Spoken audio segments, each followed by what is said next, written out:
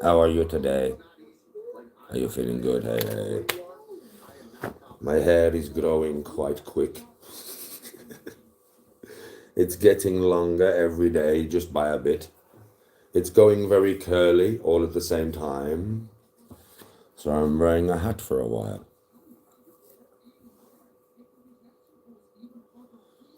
I will be able to tie it back again soon. I think. I think we will be okay. I'm pretty sure we will be fine. Soon, I'll be able to tie it back. Good morning. Good morning. How are you this morning? Are you good? You're feeling good, yeah? Yeah. Yeah.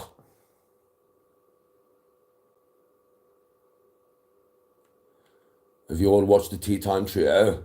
New video. New video on the Tea Time Trio. Good morning. Oh, silly toft off. What? What,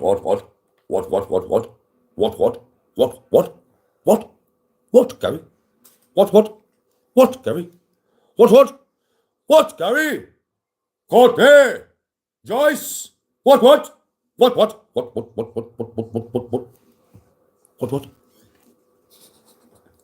Morning. How are you today, man? Are you good? Have you been over to Tea Time Trio and watched the,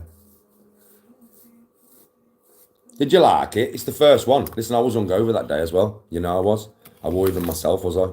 So that video's alright, considering Danny G's not in his normal self in there, because he's a bit hungover and that, you know what I mean? Feeling a bit fucking temperamental and that, and the old fucking grey matter. I was like, oh, what can he do it, Captain? I do have the power.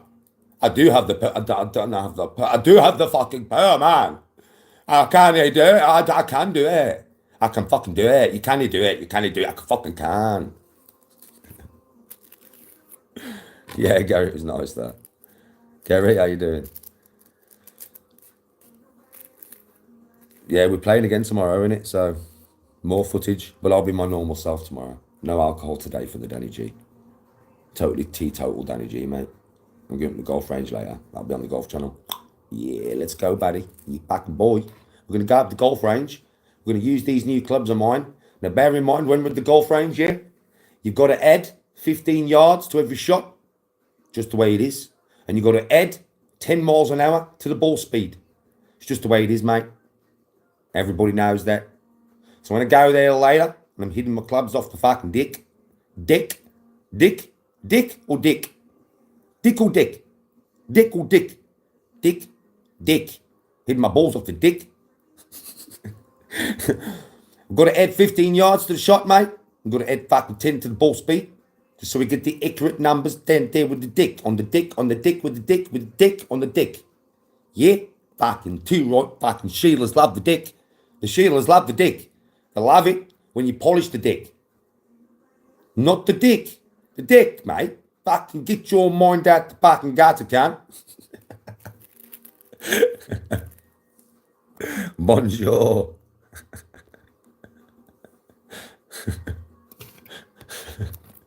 The dick.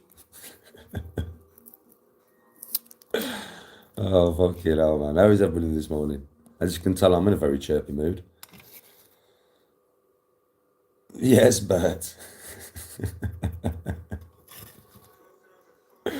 Morning, Husky. How is it? How are you? How are you and Mr. Husky? I'm chilling, giving you a bit of a morning live there, are you? Yeah, you seen me for a few days, have you? I've been doing bloody cameos, mate. Loads of fucking cameos. Loads of cameos, mate. Fucking shitloads. Well, I did see that before you deleted it. Why do I laugh at my own fucking jokes? Because the fucking funny can.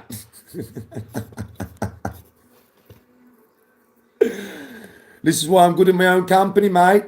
I can fucking make myself giggle.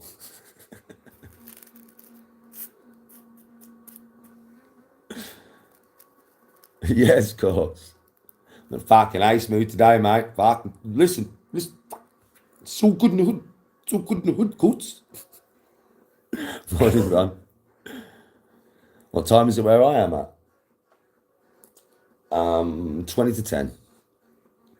Yeah, I'm in a great mood, of course, to be honest with you. I'm in a great mood, mate. Fucking loving life, aye. Fucking loving life, aye. It's all coming together, mate. It's all coming together for the Danny J, mate. Nothing can really stop me now. Yeah, I've got no chance, mate. I'll tell you fucking now, mate. I've got no chance, mate.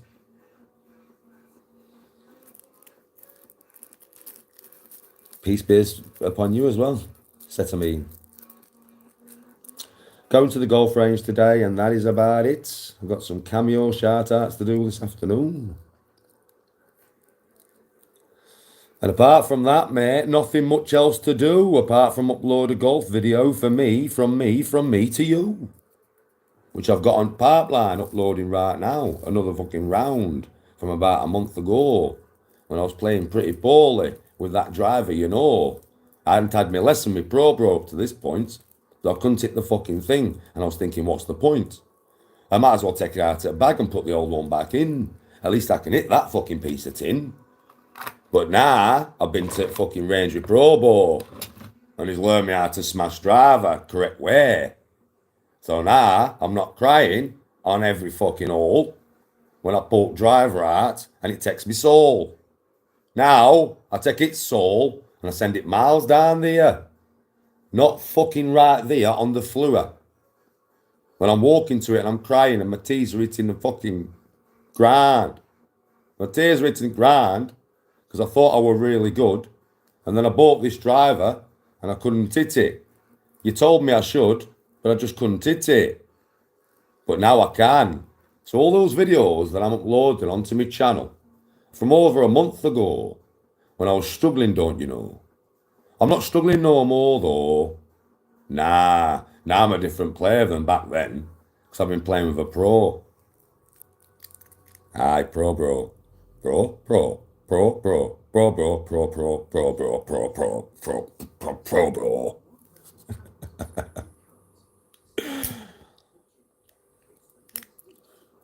Gary's fucking loving it, isn't he, Gary? Gary's thinking, fuck me, we've got authentic fucking Donny Danny here. Fucking authentic Donny Danny here, lad. Fucking tell thee now, lad. Tell thee father, dip the bread. Aye. Fucking Warburton's best thing since last bed, Tony G. Fucking loves me. Is it Ron's birthday? No. Shit. Happy birthday to you. Happy birthday to you. Happy birthday, my brother Ron. Happy birthday to you. Hip hip. Valhalla. Hip hip. Valhalla. Hip hip. Valhalla. We're the warriors of all the way to Ragnarok. Congratulations, Ron. Happy birthday. Yes, brother.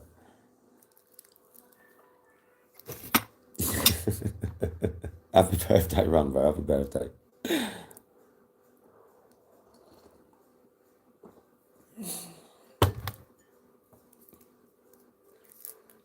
Am I on something? Yeah, it's called testosterone, mate. It's called being a man. It comes, do you know where it comes from? Shall I let you into a little secret? Shall I let you into a little secret right there? You know where this comes from? It don't come from a powder. Nah. It don't come from a needle. Nah. It comes from a big fucking pair of very bull sacks that dangle in between my legs. And every morning I get up, yeah, and I've got these little things like tadpoles and they swim around. Now lots of people only have about 50 that are sound. But I don't, mate. I've got 5,000 can. And that's in each sack. That's 1,000 fucking soldiers to give me the flack. And what I mean by the flack is the fucking adrenaline of a god. I can call upon it whenever I want it. Yeah, boy. Yeah, boy. No class A drugs in this, son. No steroids needed, son. Just pure fucking man, son. Why do you think I'm hairy as fuck? Why do you think I got an hairy chest and everything, mate? Pure testosterone, that, mate. Research it, mate. Fucking research it, mate. Google it, Google it, Google it. Pure fucking testosterone there, son. Straight from the ball sack, straight to the brain, son. Nothing fucks about with a daddy G. I can call on it whenever I want, mate. It's like a fucking thing that I control. It's not even in control of me. I'm in control of it. That's why, mate, yeah. Pure testosterone, buddy. What you doing, Ron, today? What's your plans, Ron? What's your plans, bro? What's your plans? What's your plans? Dale, morning. J-Dove, good morning. What's your plans today, Ron? Happy birthday from the whole of YouTube to you, like my brother from another mother. But what's your plans? You gotta be doing something today, bro. Come on, it's your birthday. Come on, bro. It's your birthday. Gotta be doing something. Come on. Come on.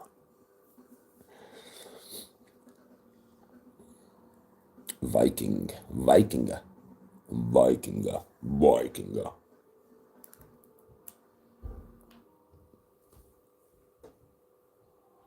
Oh, Ron, on your birthday, bro. What's his birthday as well? Ah, fucking hell, that's fuckers, Ron. I mean, happy birthday to Unc, though. Happy birthday to Unc, my brother.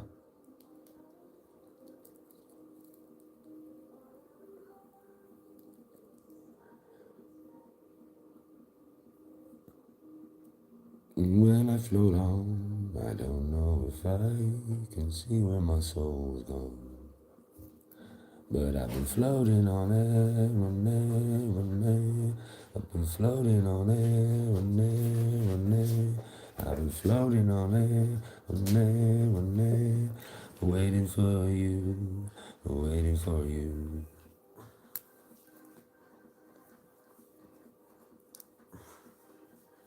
All right, darling.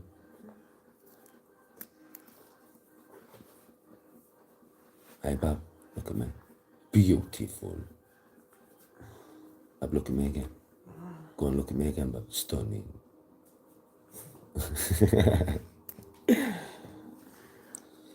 My little darling.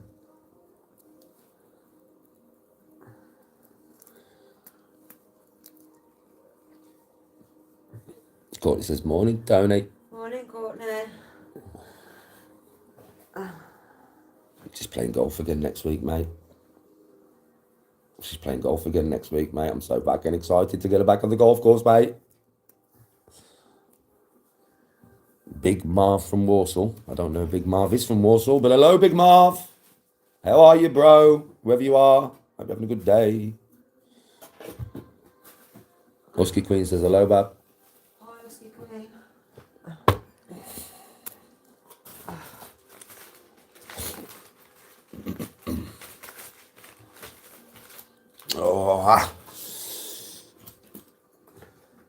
Oh, man.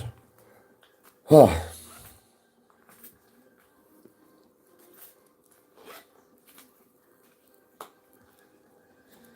Tony's at the range today, yeah. She'll come to the range with me today.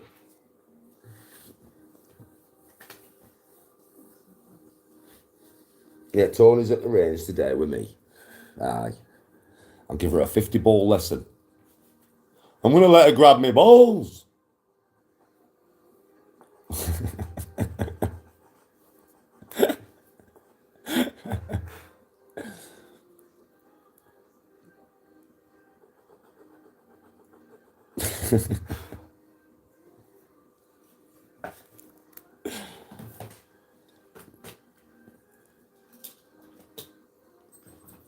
Mate, in a month or something, we might be buying her clubs. That'll be exciting times, you know, for me. That'll be proper exciting times for me, that. Yeah, in about a month, when we get back off holiday, in July, yeah, as soon as we get back, probably might be buying Tony's clubs, like, and it's a very exciting time for me. It's so exciting. I'm picking them. I'm picking Tony's clubs, and everybody's like, let her pick her own. She doesn't know fuck all about golf, so no, she's not picking her own clubs. I'm picking her fucking clubs. She's just going to pick all her accessories. So she'll pick her own bag, her own trolley, her own shoes, her own waterproofs, all her own golf stuff, her own gloves, her own balls. I think she's having pink balls. I think she wants pink balls. Yeah. So she'll pick all that. But the clubs, I am picking. There is no ifs or buts about it. Tony has no choice when it comes to these clubs, mate, because she doesn't have a clue about golf, but I do. So I know what will be best for my wife. She will have what I've been telling you lot to buy, or she'll have ping. Tony will have ping. She will have no other make. I don't know what ping I'm going to buy her yet, but she's definitely going to have ping. That will be Tony's clubs. I just don't know which ones.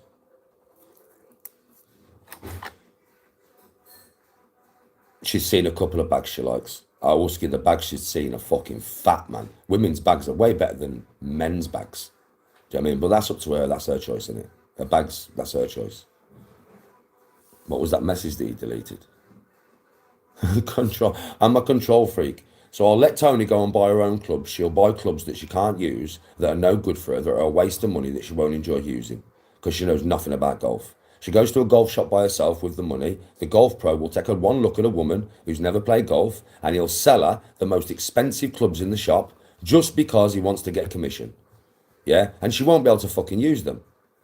So it's not about being a control freak. Anybody who plays golf knows. My wife's never played before. She's only just started playing. She knows nothing about golf. Not about being a control freak, mate. Because if I was a control freak, everything else I would be buying, wouldn't I? You donut.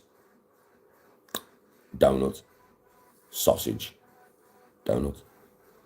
Sausage. Donut. Sausage.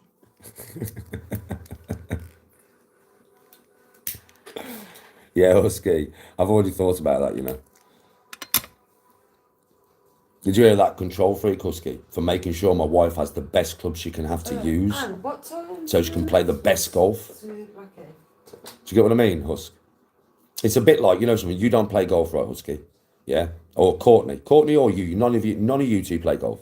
So say if I came and I taught you to play golf, yeah? And then you was going to buy some clubs. Would you come to me and ask me what clubs you should buy, Husky? Would you, Courtney? Of course you fucking would. Because you wouldn't have a clue yourself, would you? You'd want the best clubs that suit you, right? Suit your game so you can play the best with them, right? Yeah, salesmen will try and rip her off, mate. Literally. They'll sell her a set of fucking tightly stemmed B blades, bro. Because they're £1,200 a set. Do you know what I mean? That's what they'll sell her. Oh, it's a woman. Oh, yeah. You ever played golf, love? No, I've just started. My husband's teaching me. How much money you got in the bank? I've got a few grand still to spend on these clubs. Yeah, come with me. Come with me. Let me show you the most expensive blades we've got in the shop. Come with me. Let me show you the most expensive putter that we've got in the shop. My husband said I need an Odyssey. No. No, you want a lab putter. We're going to fit you for it. It's £1,000. Whether you need it or not. That's salesman, mate.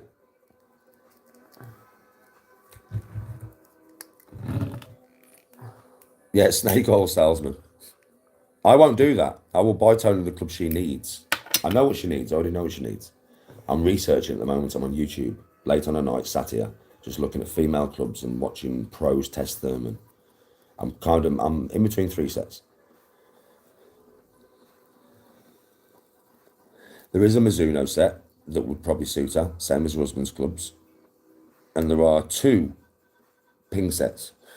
One's quite old and one's new. Yeah, so I don't know, because if I get the old ones, I'll have to get them used. But they have the most forgiveness. So anyway, I'll talk to. I'm not gonna pick.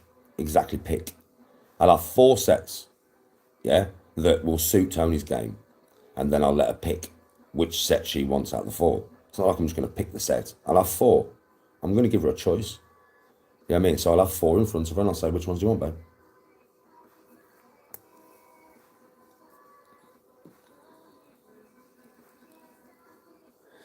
Yeah, Ollie, well, I had thought about that route. Like, if I go off Facebook Marketplace for 350 quid, you know this, I'll get her a set and a half, used, 350, 400 quid, mate, and I'll get her a set of clubs and a half, bro, for that. And that would normally cost 1,500 quid in the shop. I'm umming and ahhing, bro, because I will get her a hell of a better set. Like, if I go on Facebook Marketplace and I get one used, I'll get her a hell of a better set, bro. And it might be 2 years old, but it'll be a hell of a better set.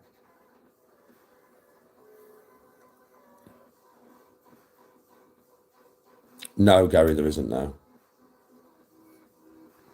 Am I in sober living? I don't drink really much, bruv. Oh, Courtney, you don't need to hide that, dude. You just asked me if I'm sober living. I think it means am I drinking loads of alcohol? Nah. You'll donate towards her. Oh, listen to this. Right, this is the idea. I'm not going to mention the names or anything. Nah, we don't mention none of their names no more. All right, we just do his own thing, yeah? So I'm just going to say the club. So do you know the club? The 58 degree? Yeah, now bear in mind this 58 degree, when it was smashed to fuck, yeah? Let me show you something. I'll show you.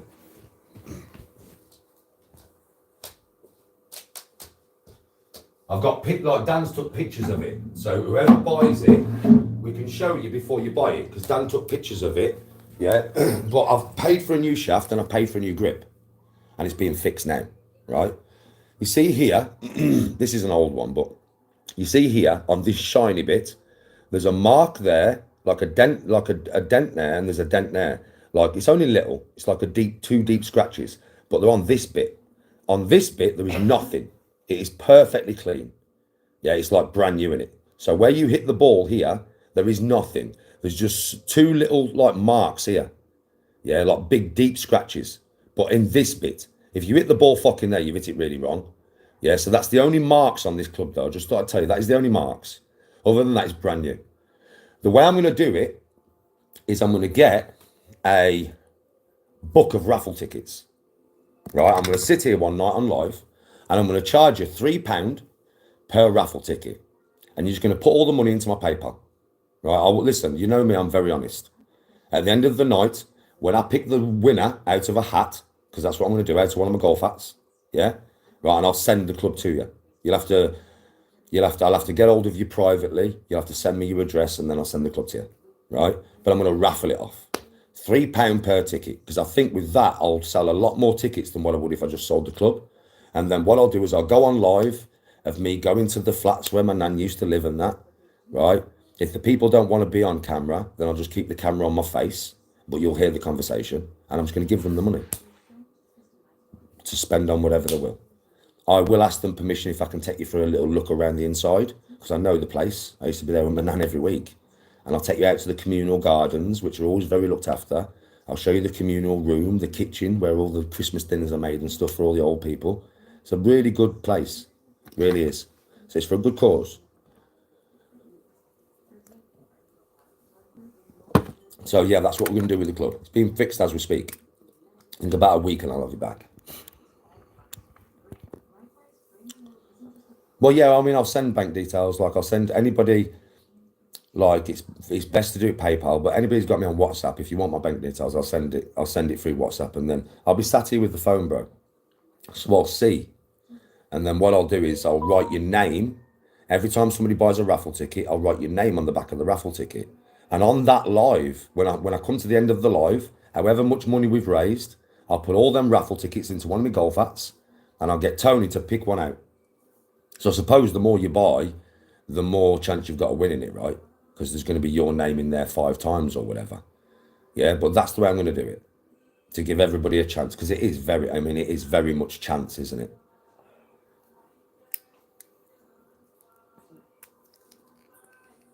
So I think that's the best way to do it, because we might be able to raise a good few £100 for them that way.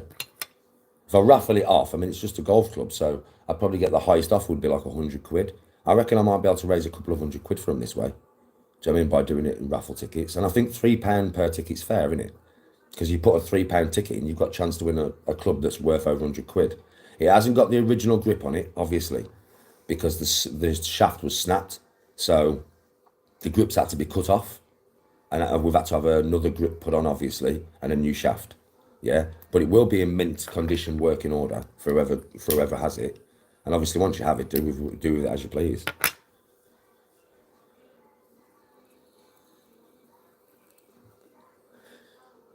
Something good coming out of something negative is the best way to do it, trust me. And when I do the auction, I'll actually title the live auction. Golf club auction. Yeah, but it'll be raffle tickets. I'll just sit here and I swear to God, every time you send the money, I'll write your name on one of the tickets and I'll put it in a box. I'm live in front of you. And then at the end of the night, I'll just fucking get all the fucking raffle tickets.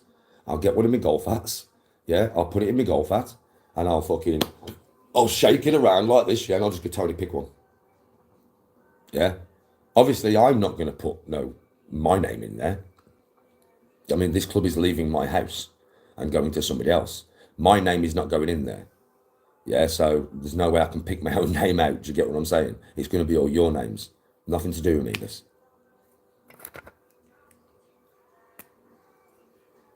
I mean, what I will do is I'll start it off myself. I'll just put 20 quid in there. I'll just stake 20 quid at the beginning of the night. I mean, but I'm not going to buy no tickets of it. Yeah, I'll just put 20 quid in there at the beginning of the night, start it off, doesn't it?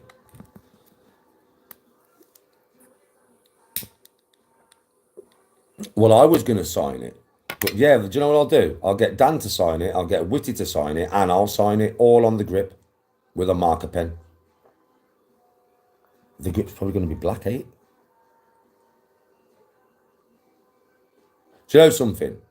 What I'll do is I'll get us all to sign a piece of paper, eh? I'll get us all to sign a piece of paper, and I'll write a little thank you, and I'll put it in with the club. Or let me get a card made up with a picture of the three on you, saying thank you. Yeah, actually, do you know something? That's what I'll do. I'll go on Moonpig.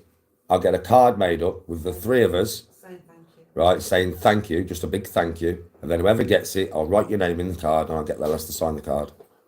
Yeah, I'll get a card made up on Moonpig with us three on it. Tea time trio.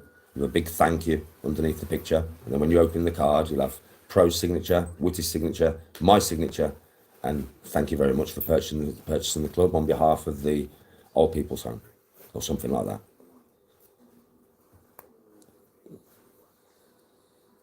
Tony can sign as well. I want Tony to sign as well. Okay, Tony will sign as well. You have to have a look on Moonpig later if we go.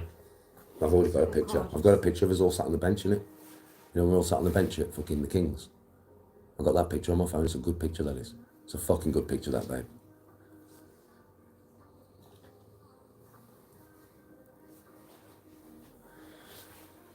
Cash is very important. We don't want a cashless society, mate. It's fucked. Listen, you have a cashless society, right? And that is when they can screw you. Like, I can talk about this. I've got to be careful how I word it, but I can talk about this. Yeah? This society goes cashless. Like, and I'm guilty of it because there's loads of shops nowadays, you can't even use cash in, bro. It's cashless. I go to golf courses, right? And I'll be like, excuse me, and I'll take cash out of my wallet. Now it's cashless, mate. For fuck's sake. Right? But if we go cashless, you're fucked. You've got to think, once it's digital, right, when you've got cash in your house. Oh, I belong. Yeah? See in a bit, baby. You know Caelan, who I play golf with, he don't leave nothing in the bank, you know, he don't trust them cunts. So he draws all his wages out. Yeah? He's got some right cash in a safe in his house, mate. You know what I mean, right? Because he doesn't trust them. Don't blame him, really. Yeah? But all I'm going to say on my behalf is this. Once it's on a computer system, they want to wipe your money. It's the click of a button, mate. It's the click of a button to erase your finances completely. And they'll probably bring laws out then to silence you, to make you do what you're told. If you don't do as you're told, we're going to freeze your bank account. And with that will come a social credit system, a social credit score, like China. Nah, man. Nah. So now, with what I'm talking about right now, that would take my social credit score down so I couldn't leave my area.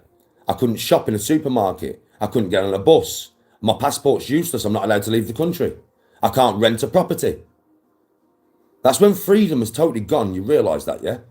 Cashless society is the beginning of the erosion of freedom. And we haven't got much freedom as it is. It's being eroded as it is.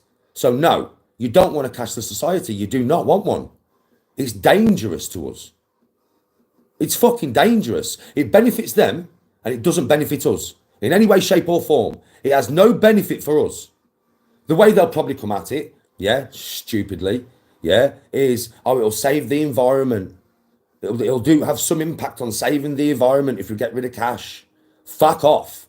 What might save the environment, mate, is if you stop chopping down fucking trees. You stop poisoning the ocean. That might save the environment, mate. How about that?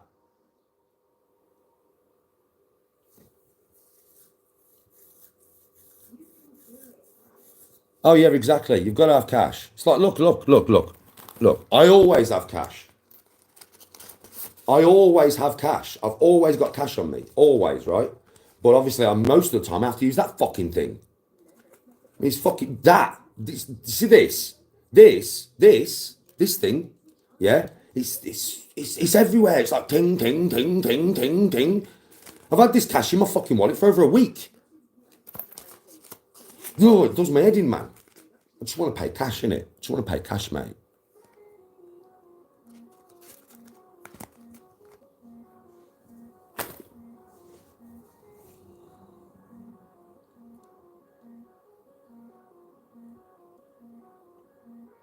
Oh, yeah, it's ridiculous, man. Trust me. It's ridiculous. It's fucking ridiculous. It's ridiculous. It's ridiculous, mate. Like, when I come to Donny, you'll see me, bro. I'll be out and I'll have cash on me. I might go into a pub and they'll be like, card only. I'll be like, oh, fuck's sake. Out comes the card.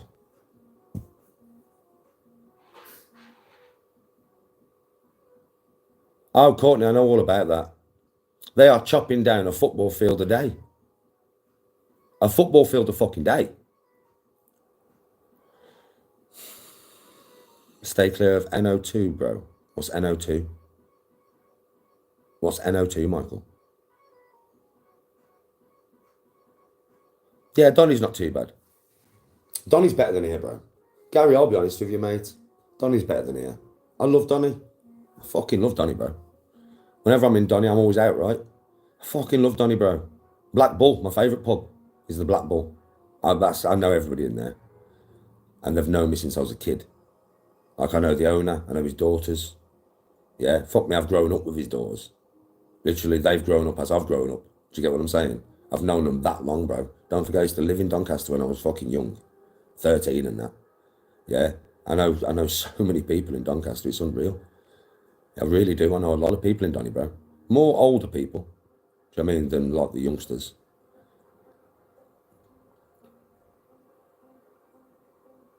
Oh, yeah, Husky, it's ridiculous. Do you know what I mean? It's ridiculous. They shouldn't be charged.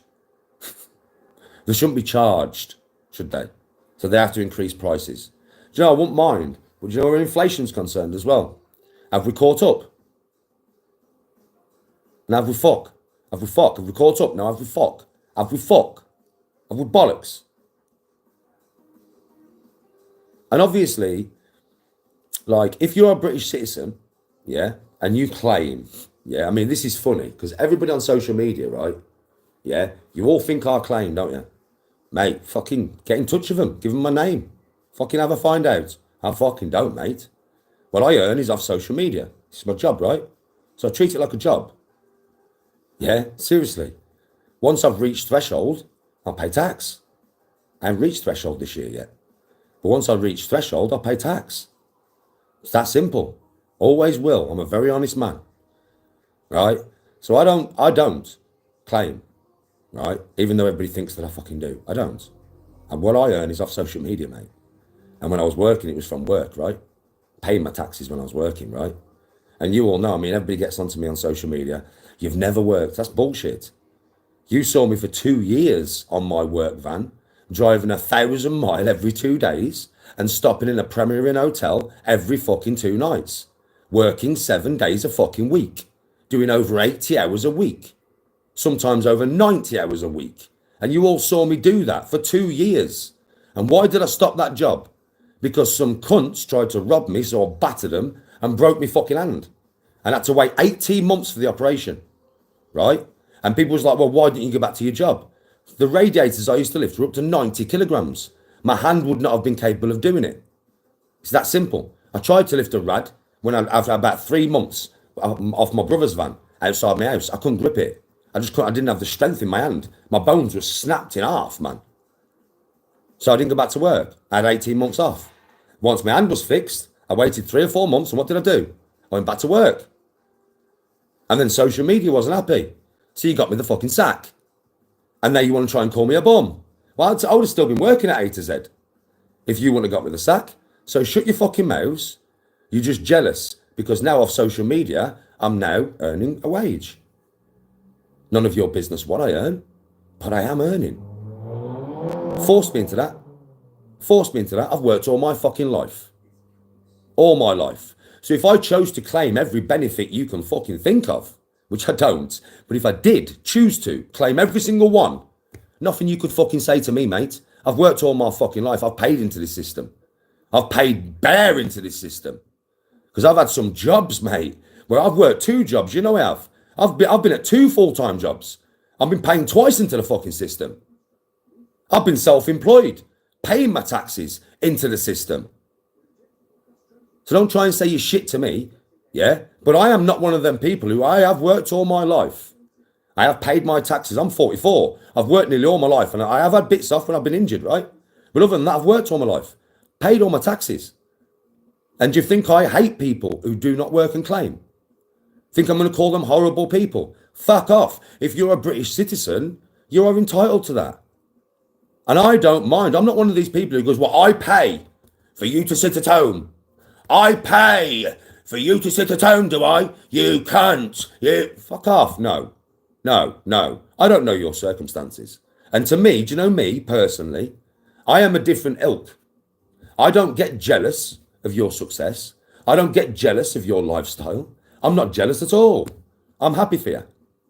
So for me, as long as you're happy, I'm happy. And that's either with you working and claiming and getting your wages, or you not working and claiming, whatever. Don't matter to me. That's your life. You should be entitled to it because you're a British fucking citizen. The only problem I have is when you're a non-British citizen and you're entitled to the same shit. Even more, to be honest. Let's be realistic about this. Even fucking more. That's my problem.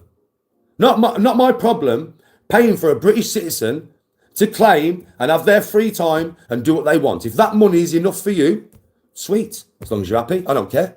I don't care. We all pay enough taxes through work, right? Yeah? To afford to pay for the people who don't work. I mean, don't forget, a lot of these are single mothers that you're all dissing. Fucking hell, fucking scrounging bastard. It's a single mother, mate. Got to look after her kids. Might be somebody who's got illnesses, mental health issues, anxiety-ridden to fuck. Can't go and be around 40 people in a factory. Yes, some people play it. Some people do play it. And they take the piss and they just play on it. I agree with you. Yeah, they do. Yeah, but still, whatever. I'm not bothered. If you're happy, you're happy. I don't fucking care. Some people need it, though.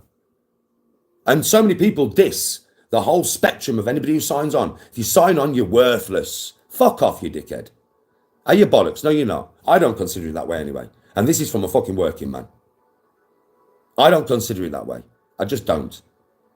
So many shallow people. And do you know the people who are usually saying that to you? You know the people who are going, you're a bum, you're a bum, you're a bum, you're a bum. Claim themselves. And they claim a lot more than fucking you do. I'm not joking. They'll claim pip, sip, tap, tip, dup, dip, dipper, dapper, shubba, shibba, shabba, shubba, dabba, dibba, dubba, uba, ibe, ubu, ubu, digga, do. They'll claim it all, bro. And they're the ones shouting from the rooftops that you're a bum because you're claiming you're a bum, you're a bum. That's how it works. Reverse psychology. That's how the brain works. Telling you. You know how many people tell me I'm a wife beater? You've seen me throw my hands. If I had ever touched that woman like that, you would know. You'd see the scars, mate. I've never touched my wife, but do you know when people are going saying that to me? It's because you are, bro. Reverse psychology. You are. You're trying to portray yourself onto me because you are that way. Reverse psychology. Learn how the human brain works.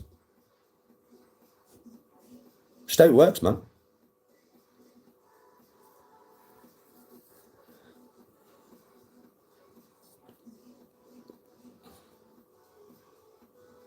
Yeah, Bobby, obviously. It's an obvious thing. Yeah, to the hip hop, to the hippie hippie, to the hip hop with a don't stop. You know what I'm saying, Alan? What? Yeah, Dan stop. Is Dan in? Well done. How you doing, Dan? How you doing, Dan? We all know people like that who take the piss. Do you know what I mean? Literally, they take the piss. And it's usually people who are actually claiming and they're fucking going mad at you because they want to give you shit for what they are doing themselves. It makes no fucking sense.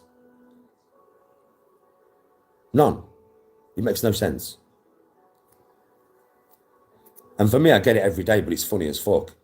Yeah, I mean, I keep getting people, I'm going to report you. Fucking report away. What are you going to report me for? I don't claim, bitch. Report away. My earnings come from social media, fucker. Report away. Report away. You have a very, very, very, very, very poor judgment of my life. You don't know what I do and you don't know what I earn. But it doesn't come from the government. It comes from me. And no, it's not illegal. Before everybody's like, okay. Okay, so if Danny's it's illegal, man. It's illegal. He's doing some dodgy shit. No, I'm not doing no dodgy shit. None at all. It's all social media. All social media, mate.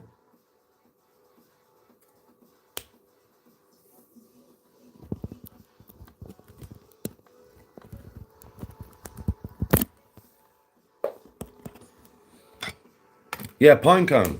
What a lot of people don't realise as well is like now I'm at the point where, you know, I can earn a wage from social media kind of thing. Like I said, I'm not going to tell you what I earn. It's none of your business. But like I can earn a wage from social media and stuff.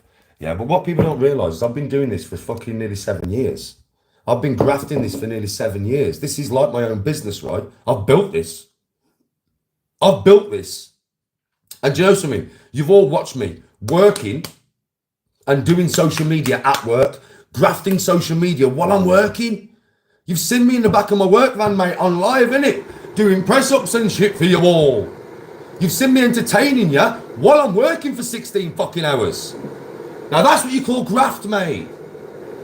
I've grafted this. I deserve what is coming my way now. I fucking deserve it. I've worked hard for it. And the thing is, I haven't used anybody else on social media for clout. My content is not other people, is it?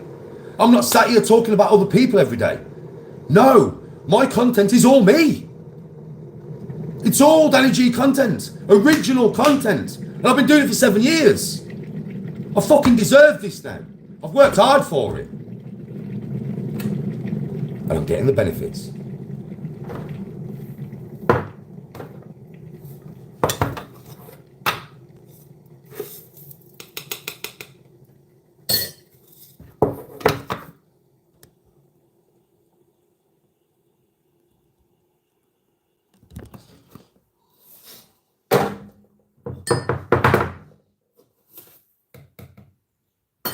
I would hate to think how many press-ups I've done, you know, online. I'd hate to think how many I've actually done. I bet I've got to have done, what, 20,000 at least? I've got to have done at least 20,000 press-ups online, right? At least. Probably more than that, you know. I've probably done fucking more than 20,000, man. I've got to have shadowboxed for at least, I've got to have shadowboxed for at least 1,000 hours in the last 7 years, right? At least. I've got to have trained for at least 1,000 hours online in the last fucking 7 years. I've got to have sung at least fucking 1,000 times as well. I've got to have, haven't I? I've got to have played at least 2,000 hours of the golf for you all on live. I've got to have took you on at least 10 holidays. Do you know what I mean? Literally. You think about my content, think how much I've grafted it. How many times have I took you in the sea? How many times have I took you to theme parks? How many times have I took you to like monkey parks? How many times have I took you to the bar? How many drinking lives have I done with you all? I've grafted this, mate.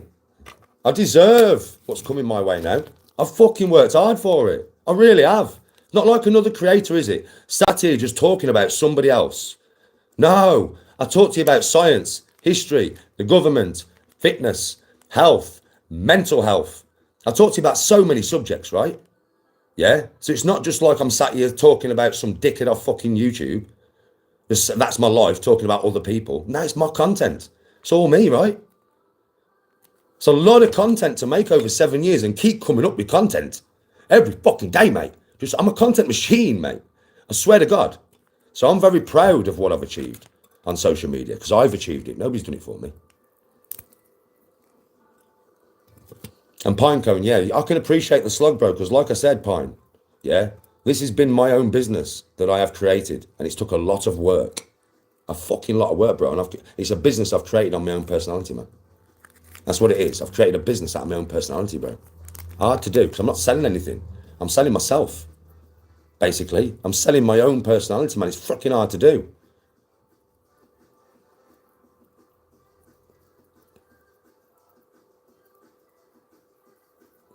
Oh yeah, Bobby, it's always different content, bro. It's always different. Always, because it comes straight out of here. There's nothing scripted, right? Nothing is scripted. Nothing. It's all authentic. Straight out of my head, straight to you guys on screen. That's how my content rolls, isn't it? Why do you think loads of other people use my content as their content? Because they need it, because they don't have no content of their own. If they had content of their own, they wouldn't need me, would they? You got to think about it. I don't use other people for content. I don't use other names for clout. Sometimes I'll have my say on a certain person occasionally, but so is my right. But I don't play on it for weeks and weeks and weeks for views, do I? I don't use anybody else's names for views, do I? Do a fuck. I don't do that. It's all me, right? And I don't need anybody else for content. But loads of other people need me. Like without me, they would have no channel. They would have no views. They would have no content. Their views would be shit. And that is actually, to be honest with you, chat, I used to look at this so negatively, didn't I? I used to look at it so negatively. I'm flattered. That's where it's got to with me now. I'm not even angry with them no more. Clip away. I'm flattered. Because at the end of the day, yeah, like you need me to earn a crust.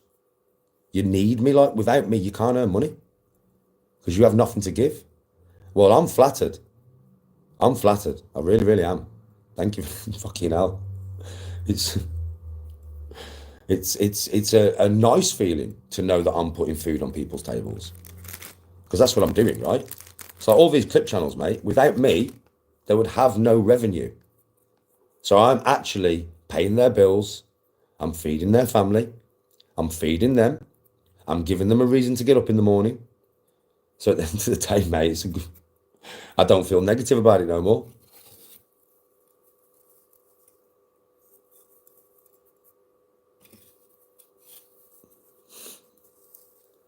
Oh, Gary, listen, that's what it is. Obsession is a part of flattery. I figured this out, Husky. I figured it out. There's no way that you like, I think it's wanting to be me. They'd never admit it, but I think they actually want to be me to a certain degree, because otherwise they wouldn't watch me every day. And I know they'll sit there and go, no, I wouldn't want to be you. I wouldn't want to be you. I wouldn't want to be you. Yes, you would. Yes, you would, because I've got more going for me than you could ever have. That's what it is. I can do more things than you could ever dream of doing. I am more talented than you could ever be. That's why you clip me. But like I said, I'm not bothered no more. Clip away. Because the more you clip away, yeah, the more people see me. You actually increase my popularity on YouTube. And it's a good feeling for me. Because I do like people to do well. And I do realise that without me, you would have nothing. You would have no life. You'd still be where you was before you started clipping me. Stagnated. Shit life. Nothing to do. Nothing to look forward to. Struggling to pay your bills. Struggling to put food on the table. Struggling to go on holiday. And now you've found me and my content. Now I pay for you to have things that you've never had before. I pay for you to have a better life. Well, I can look at that negatively, or I can look at it positively. And I'm looking at it positively because it's a good thing that I'm helping people's lives. There might be twats and they might say nasty things about me. Do you know what I mean? Right, I'm trying to make me look like this or like this. But ultimately, everybody knows I'm a good geezer. Do you know what I mean? Everybody knows that. So we can say whatever you want. It doesn't matter to me. It has no impact. You have no impact on my life, but I definitely have an impact on yours. And my impact on yours is wholly positive, which is what I'm after. I'm after having a positive impact on people's lives, right? But when I'm paying your bills and I'm putting food on your fucking table, I'm definitely having a positive impact on your life. So to be honest, it's a good feeling. It actually is a good feeling.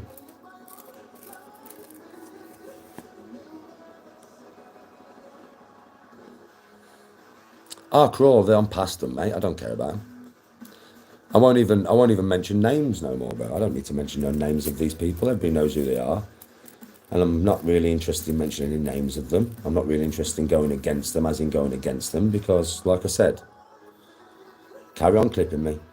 Carry on getting your money. Have a nice 2025. Yeah. And, you know, what can I say? Flattered.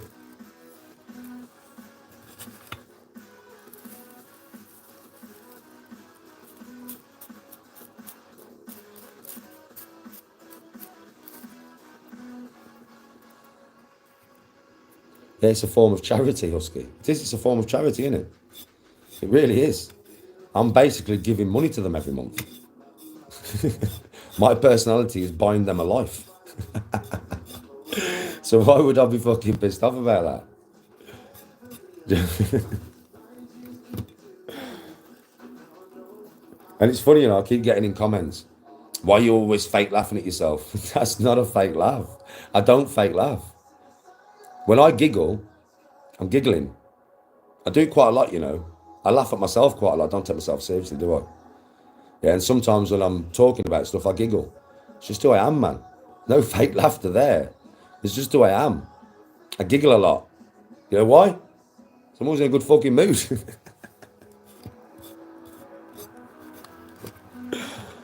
The better mood I'm in, the more I giggle. Everybody who watches me knows that. It's not fake giggling. I'm actually giggling. You don't know what thoughts I have in my mind, man. So sometimes when I'm talking about something, I have a picture come up in my mind and it makes me giggle. Because I have a crazy mind. If you lived in my fucking head, you'd be giggling at yourself all day as well. Trust me.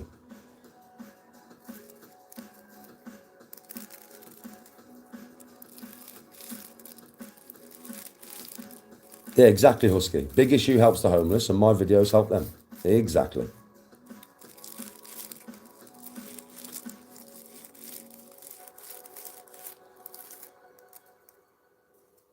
What you buying from Capel Supermarket? Dan, fair play. You're doing well though, bro. Keep it up. You're smashing it, kid. Be proud of yourself. Like, be proud of yourself, bro. You are fucking killing it. Come on.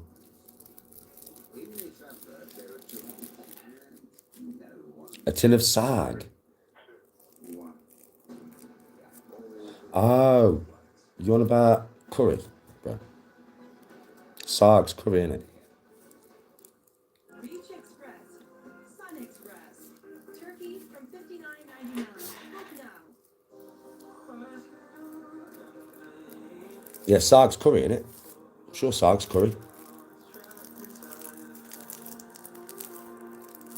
What do I know about the Giant's Causeway?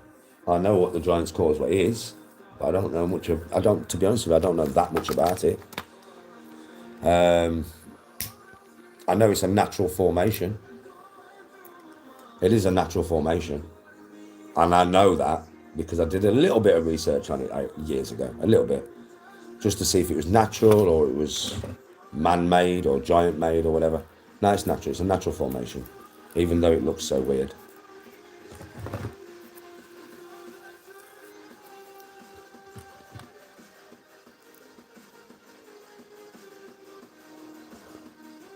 Spinach and mustard leaves, Pack Supermarket in Cape Hill.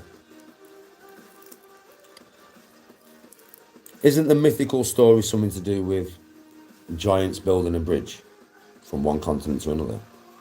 Is that a different one? I can't remember.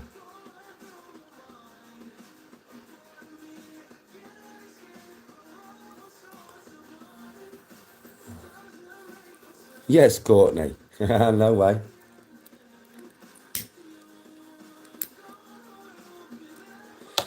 You should come next year, Courtney, when me and Tony go.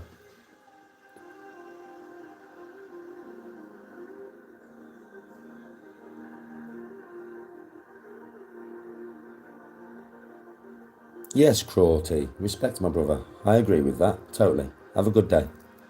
I am just trying to live my life and just do what I enjoy doing and trying to make something of myself. To hate on that doesn't make you a good person, does it?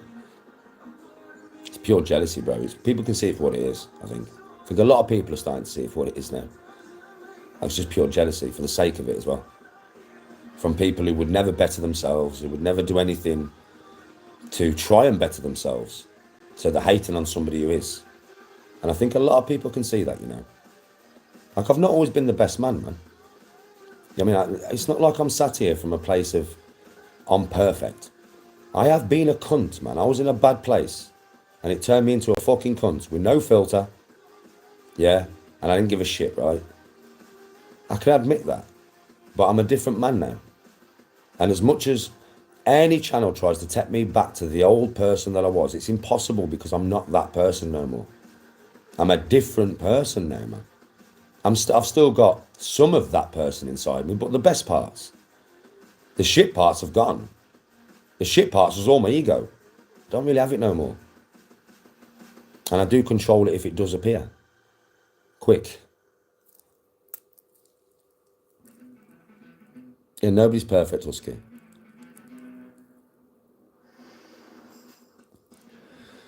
By the Irish giant after seeing a giant from Scotland shit his pants and run back home, and then what Mad Acoustic? This sounds quite interesting, this. I didn't know this, so I was thinking about another story, so I want you to complete the story for me now. Complete the story, bro. I want to know. Come on.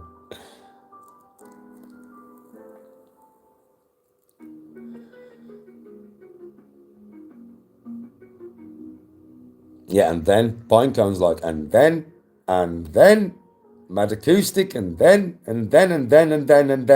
Mad. Come on.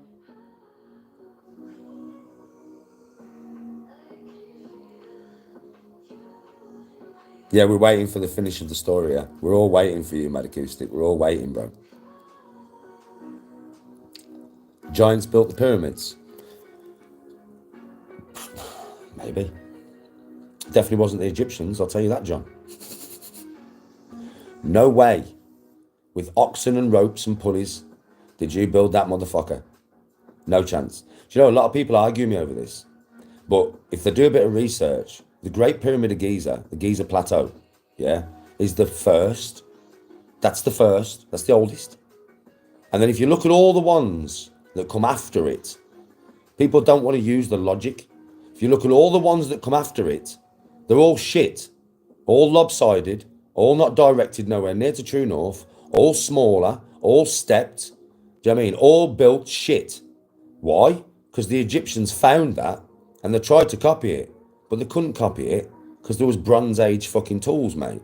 They did the best they could, but they couldn't copy it. That's all people need to do. Listen, when you learn building, within 100 years, you don't get worse at it, you get better. You don't get worse at building, you get better. So the pyramids that come after the Giza Plateau should be superior to the Giza Plateau. That is the first.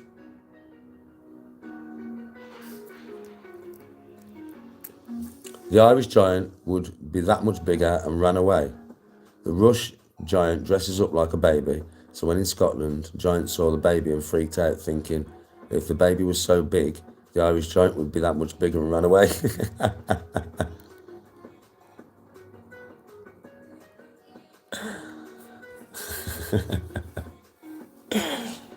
That's a mad story.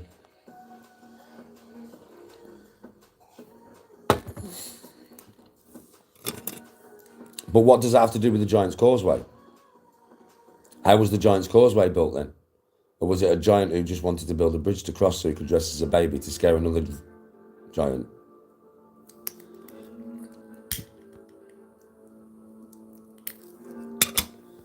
The only way giants are possible, by the way, is if you've...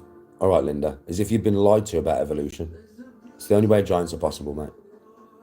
If you've been proper lied to. I do suspect you have been.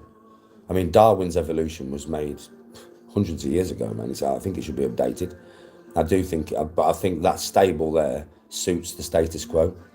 But I don't think we come from chimpanzees, mate. Or if we do, it's Not like we evolved from chimpanzees. Like we have some DNA in us from chimpanzee because we was messed with. We was created by something, not God.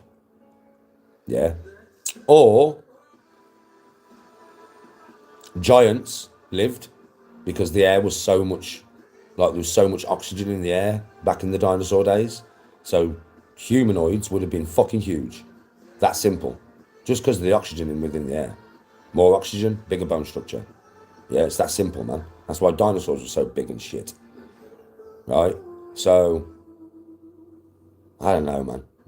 Giants could have been possible, bro.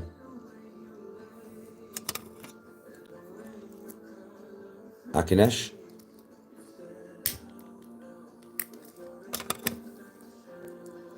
Planetical? Planetical? I'm just going to call you Planet from now on, you know, bro. All right, Lexi.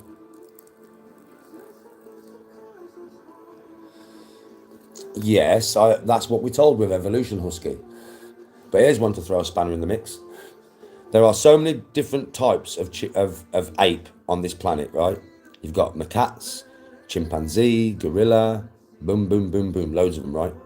What happens if an alien species thousands of years ago came here, mixed their DNA with loads of different fucking ape DNA on the planet, right? And maybe Neanderthal and Denisovan and Amy, yeah, they are all from different apes that was mixed with a common DNA from an ancestor from an alien species. And when they got to chimpanzee, they created us, which was the perfect blend.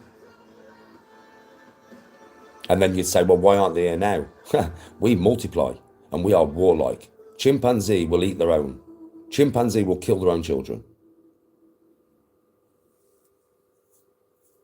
Think about that one. Think about that one. That's my theory, you know. That's my theory on evolution. I don't believe in Darwin's evolution. Do you know why? Because the ape species, since we've been on this planet, thousands of years have not evolved at all. They're exactly the same as there was 10,000 fucking years ago. And I know people say, yeah, evolution takes... No, but there is some evolution. Over 10,000 years, there is some fucking evolution, man.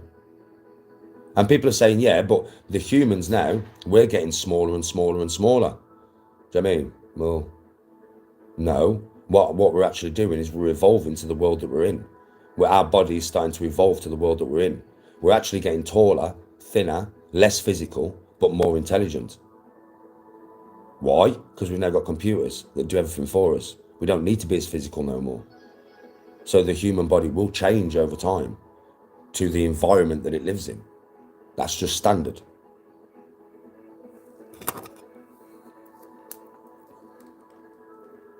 It is very science-based and reasonable, bro. This is my own theory that I've thought about for fucking years. Everybody's heard this 10 years ago. Well, 7 years ago when I first came on social media.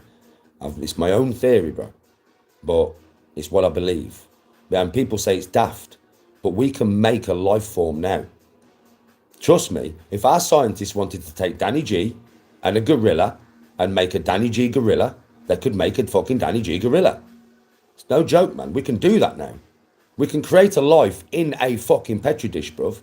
We can put it in a test tube and bring it to full term and birth and create a human. We can do that now, right now. And we can't even leave our solar system. We can't even get to Pluto, manned. We can't get there. Think of an alien species that can travel solar systems. Think of us in 100 years. What would our technology be like in 100 years if we ain't nuked ourselves to death or something? Think of the technology from 100 years ago to now. And then think of what's going to happen in the next 100 years and the 100 years after that. Well, if you've got an alien species that is 1,000 years more advanced than us, what technology are they going to have? And this is where your gods would come from. You can extrapolate this, man. What is a god? Well, to us now, to me and you, if Superman landed on this fucking planet, he would be a god, right? Can't harm him, lives forever, sun charges him, can lift tanks. Right? That would be a god, yeah? Right? Iron Man came down here. That would be a god, right? Thor came down here. That would be a god, right? But in 1,000 years, what's to say that our technology is not that great that that we can't fly around in Iron Man suits? Of course, I would imagine, definitely. I would imagine we will have opened genetics to that degree, biology, in 1,000 years, that humans won't die. We will find a way to live forever. But isn't that God territory? That's God territory, isn't it? It's not fucking human territory. Think of what we can do now. This is why I think like this. The universe is vast, man. It's fucking huge. I know how big it is. I know how many suns there is, roughly, just in this fucking galaxy. There's trillions of galaxies, man. So I know how much life there is out there. More than what you think. And not in this solar system. Not that we know of. But this is just a solar system of 100 billion in the Milky Way. And then you've got trillions of galaxies that contain 100 billion suns that all have planets around them.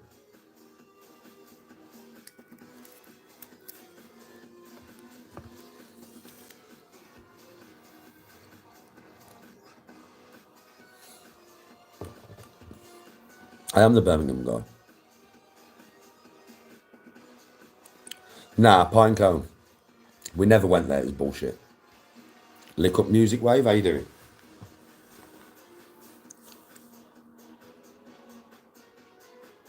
Yes, Planet. Bro, a lot of people, do you know something? Take the piss out of me for this idea, but I have thought, I'm a clever geezer, you know, bro. And I've thought about everything entailed, and it's not even hard. We could do it now. If we got on a spaceship and we went to another planet, we could mix our DNA with something from that planet and create a whole new species. We could do that now. We could do it. We couldn't get to the other planet. That's the problem for us. But with our biology and what we can do, we could definitely create our own life form. Now, creating life is a God thing. It's not a human thing, is it? Surely. This is why I don't believe in God. Surely God would put a stop on you becoming God. If you can create life artificially from nothing. Now, biologically, having sex and creating life, yeah, is how God allowed us to create life. God should never have given us the power or allowed us to get to a point where we can create life the way he did. This is why I don't believe in God. It really is going to let us have the power to do what we can do. We are God now, right? We have his power. We can destroy a sun. We could destroy our sun if we wanted to. We can destroy a planet. We have the power of the sun in a fucking bomb, for fuck's sake. We can create life. We can control the cloud system. We can control the weather. We can control volcanoes. We can control earthquakes. We can create them at will. Are we not God now? This is stuff that only God can do. We're not supposed to be able to do it. That's why I don't believe in God.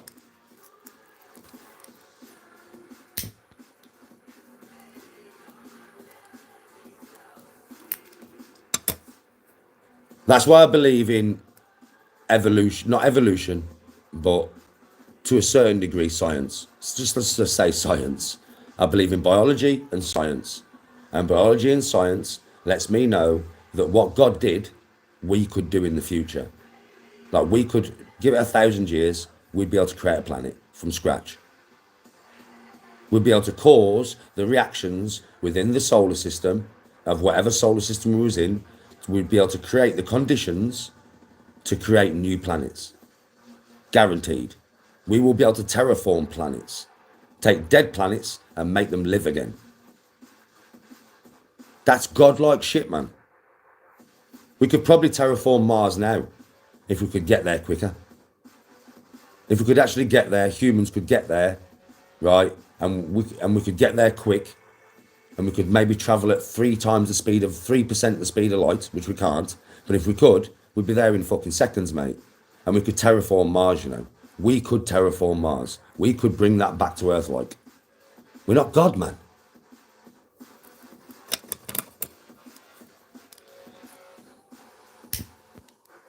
Where will you go after death? You'll get ate by worms, and you'll replenish the planet. You'll feed animals on the planet. That's it, bro. That's why I believe in living your life to the most. Why do you think I do so many things in my life? Why do you think I go on holiday all over the fucking place? Why do you think I have so many hobbies? Why do you think I'm always doing shit? Because I'm only going to live once. I'm very aware of that. Very, very aware. That once you're dead, you're dead. In this world, there are talkers and there are sorry. In this world, there are talkers. I know how it came to be, bro. The Big Bang. Which, by the way, I don't believe was the start of everything. You can't have everything from nothing. I know a lot about science, so basically the universe is expanding. And it's expanding because of dark matter and dark energy. That is the expansion of the universe. The universe is ever expanding. Do you know that? Ever expanding, right? But I've got a feeling that what happens with the universe is it is everlasting. It doesn't never die. I think it expands to a point where it's unstable. And then it implodes. It all comes back and it explodes again. And then you get another universe, another time.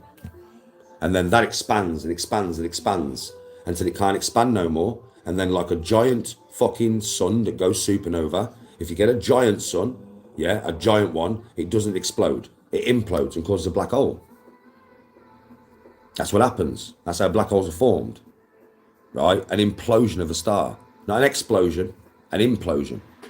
If it explodes, it leaves like its core behind, which could be a white dwarf, quasar, whatever, all different types of cores, right? But that's when it explodes its outer layers. That's a supernova, right? But when it implodes, because the mass is so great, right, that the fight between it wanting to explode and wanting to implode is too great, yeah? It will implode, it will cause a black hole, a tear. And that's what a black hole is. It's a fucking tear in space. And it must go somewhere, because it is a tear. So it's like fucking, it's like a tear. Yeah, this is the entrance. It goes somewhere though. You've teared the fabric of fucking space, mate. You've teared it. That's a black hole. You've teared the fabric of space. That's the simplest way to show you a black hole. It fucking goes somewhere. We don't know where, because the gravity inside a black hole is so great. Yeah, so we don't know. Nothing survived that, mate. It's too violent, I think. We don't know enough about him, really. Maybe it's just a way to go somewhere, but there are laws of physics that stop you getting past the event horizon without getting crushed. But we don't know that. But basically, the Big Bang, what I think, is exactly the same as an implosion to a black hole. But rather than it causing a tear, it cause an explosion. And then everything that was in the universe, I think this is how it works, right? Once everything's spread out, the energy is not too great to cause an explosion. It's spaced out enough, like it is now. But once it all starts getting pulled back in through a force that we don't recognize yet, once it all starts getting pulled back in, I think it will get to a point where the energy contained within one spot will be so great, it's got to explode. It can't implode. It can't. But that is the whole universe being compressed into a small space, maybe the size of our solar system. Now imagine the whole fucking universe being compressed and squeezed into the space of our solar system. And then all of that matter and all of that energy from the whole universe exploding. And then you've got another universe, another start, another Big Bang. That's what I believe. Now, what causes the mechanics of that? Now, that could be God. But something that vast, so like a godlike being that controls the mechanics of space and time to that degree, he is causing the formation of universes for billions of years and then causing them to restart again billions of years. Bruh. Trillions of years. Bruh. Do you think when you get on your hands and knees and pray to that dude, he's even listening to you? You are less than an ant. You are an atom in the air to him. He's not going to interact with you. He's not listening to you. That's if such a being exists. Because think about it, a being that can control the whole universe controls its start and its end. Do your research on how many planets are in our solar system alone. Do you think he's looking at one? His intelligence and his being is so vast, we could not comprehend it. And he would not comprehend us because we are just another creation out of the trillion upon trillion, million, trillion, more noughts than you can ever have creations that he's created. And out of all them trillion, billion, trillion,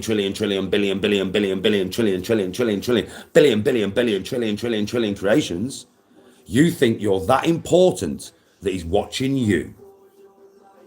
Now does it make sense why I don't believe in God? Or if I do, it's definitely not somebody who's listening to my fucking prayers. That's science-based argument. And I'm not dissing anybody who believes in God, by the way. I'm not dissing you. Because if you believe in God, I could be wrong. I am not God. I don't have all the answers. This is just my observation of the world that we live in.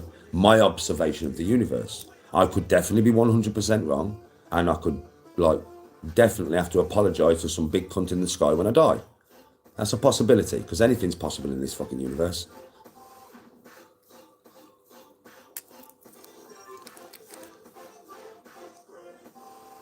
We are animals. Fictional characters in a book, I agree with that. Yeah, it's a never-ending question, Husky. Yes, Alan.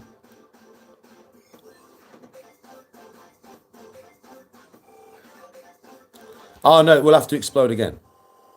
Oh, the size of the universe is mind-boggling, bro. Listen, but you can never grasp the size. The more you know about science, the more chance you've got. So 100 light years, right, is nothing in the size of the universe. It's nothing. Our galaxy is more than 100 light years across. Yeah, but 100 light years is light travelling for 100 years at the speed that it travels at. Light travels at 300,000 kilometers per second. Now imagine that travelling for 100 years, the distance involved. Like you think about a car travelling, right, non-stop for 100 years at 300 miles per hour. Yeah?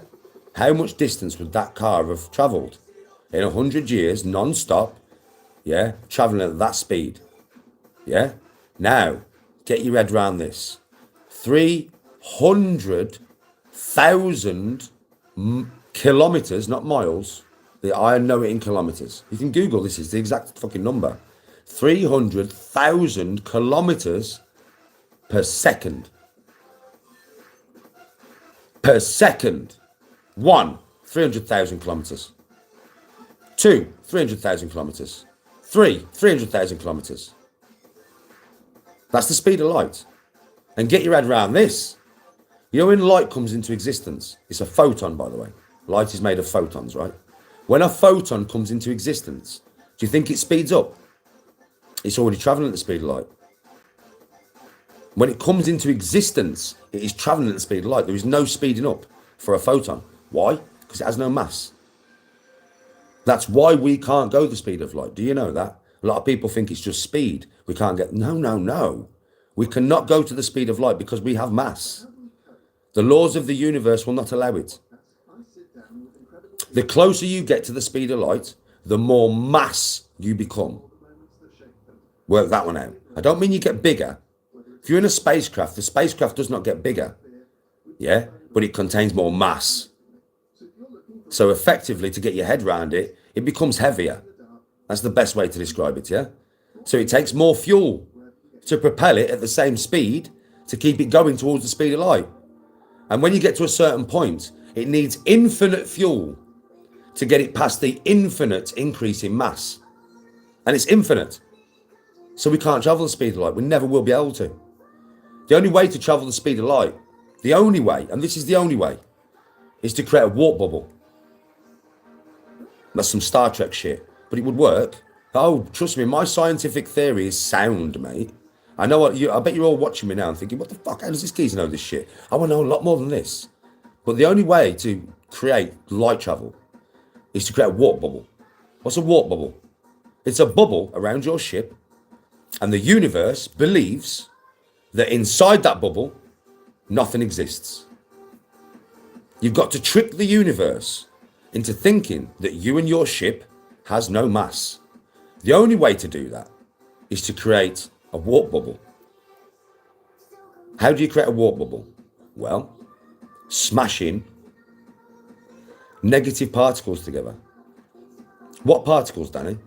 Well, you've got to create that much energy that you've got to really, well, what was I talking about earlier? Dark matter and dark energy, yeah? You've got to gather enough of it, right? Use it, make a reaction with matter to annihilate itself and create an energy that we've never even seen before, an energy that could effectively end the earth. That's what you've got to play with if you want to get near the speed of light. So we won't. You can't. The universe won't let you. No chance. We might be able to get to theoretically 10% maybe. Unless you can create some kind of force field or bubble or whatever you want to call it around your spaceship that tells the universe that there is nothing there. It's got no mass. Yes, Mad Acoustic. The Large Hadron Collider bounces particles together at near the speed of light to create new particles. Particles that don't exist on this Earth. Do you know the Large Hadron Collider creates mini black holes all the time? On the Earth, they just fizzle out because they've not got enough matter around them and they're not big enough. They're micro black holes. But I've always said, what happens if they create just one that's slightly too big and it starts to eat matter? You're fucked then, it'll eat the Earth. And that's no joke. I know a lot about the Large Hadron Collider. The Higgs boson, which is a particle they found that we didn't know existed, is the God particle. That's what they've called it. They've called it the God particle. You can research that. They found the Higgs boson.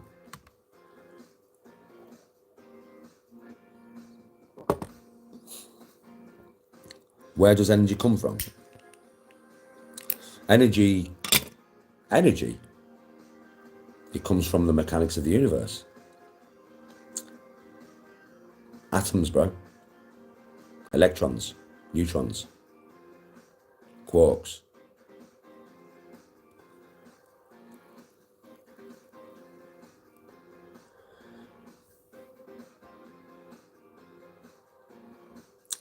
A black hole is an implosion of a star, mate. A supermassive star, usually. Like Betelgeuse, there's a star called Betelgeuse. That could turn into a black hole. Could. System, thank you very much. Bit weird, really, but I'll take it.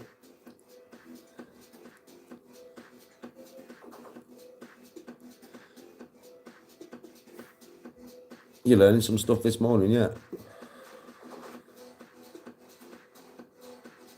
No, they can, right.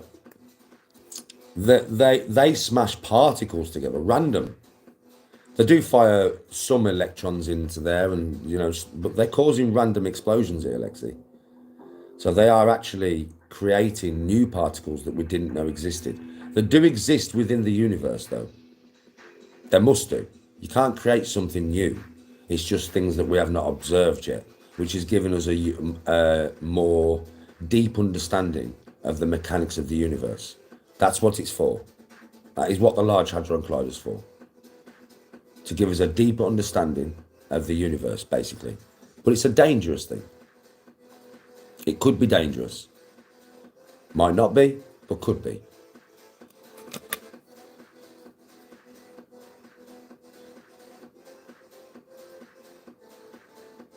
AI is terrible, yeah. It's not a good idea. Me and your girl smash particles together.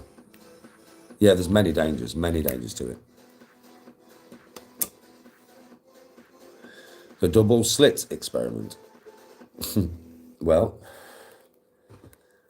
the double slit experiment, what was it firing? Wasn't it firing? The double slit experiment. Oh, Danny, come on, you know this. It's been a long time since I watched that experiment now. So I've got to try and call from my memory banks here.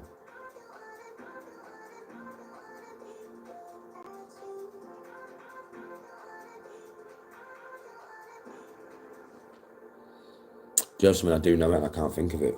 I do know it's basically a sheet of fucking metal with 2 slits in it. Yeah. I think you're firing atoms at it, innit? I'm sure they're firing atoms at it.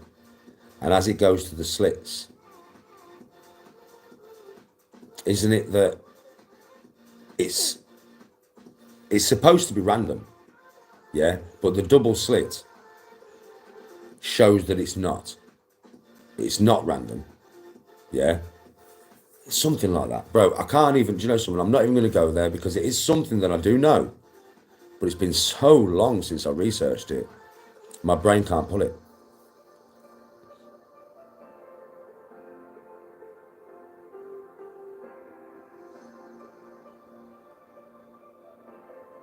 It's something to do with quantum, yeah, something to do with quantum physics. But I just can't remember it, bro. It's mad, that is. Normally I can just pull it straight from the fucking data banks, innit? But now I can't pull that. I've watched it as well, years ago. Yeah, and I understood it when I watched it, but I can't get to it now.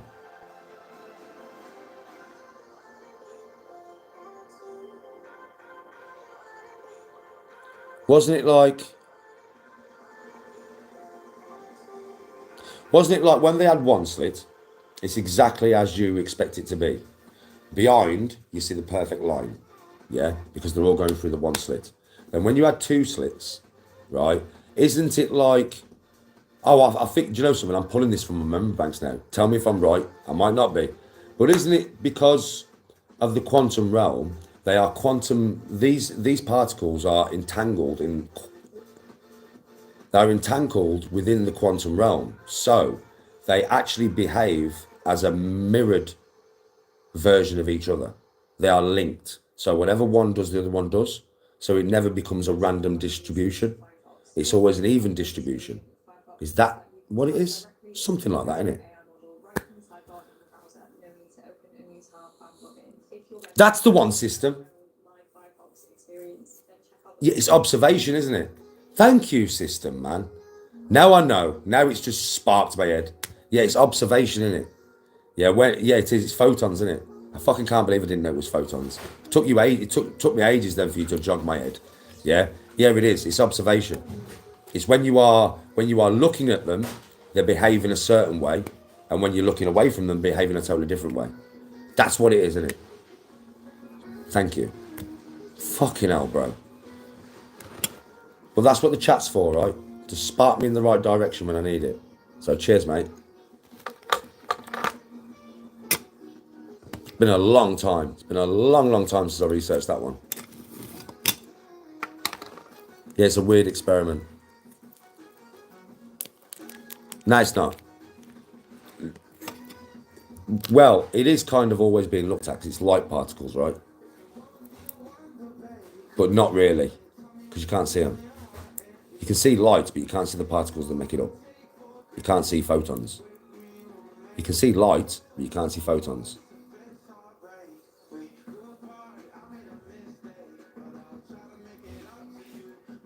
Yes, Husky.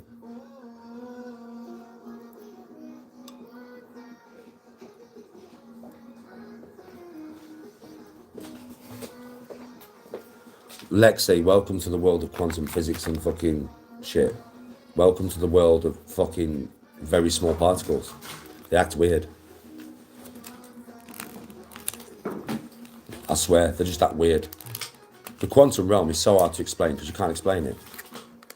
The quantum realm is the realm of small particles, basically. Yeah, right? And you cannot explain it, you know? It's unexplainable, man.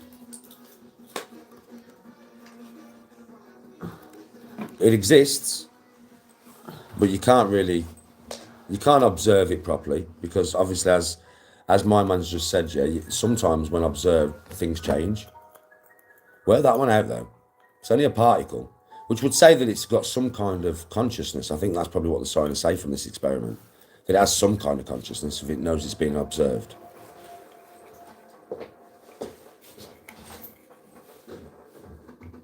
Welcome to the proton team. Yeah, it is. Husky. Listen, splitting the atom bomb.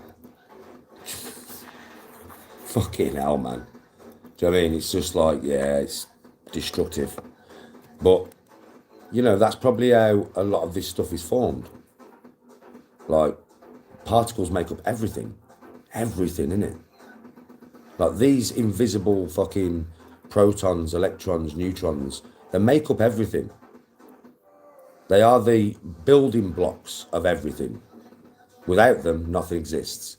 So when you go down to the base constituent fucking ingredients of what everything's made of, and you start messing with them, you could change reality, right? Yeah? And that is what a lot of this stuff is. It will change reality if messed with to a certain degree. Because it's the building blocks of reality. So it's all right messing with them, observing them and seeing what they do. But the last thing you want to do is start changing them. That's why the Large Hadron Collider is so dangerous. Because it has the potential to make new particles that have never been seen on this Earth.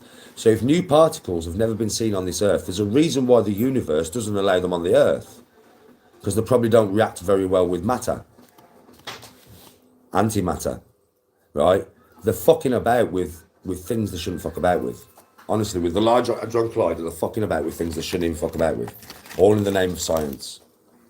Well, I think sometimes science goes too far. And I think nuclear bombs and atom bombs are there to tell you that sometimes science goes too far. And it shouldn't be allowed to do this stuff. Because the Large Hadron Collider one day could create a fucking particle that only exists in space.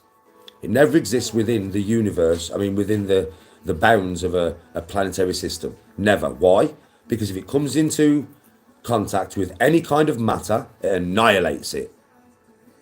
Well, you create that particle and it will annihilate the whole planet. Annihilate it. And there will be particles in the universe that are capable of annihilating matter. Antimatter is one of them. They'll annihilate each other. Is it a good idea to be smashing particles together? Really?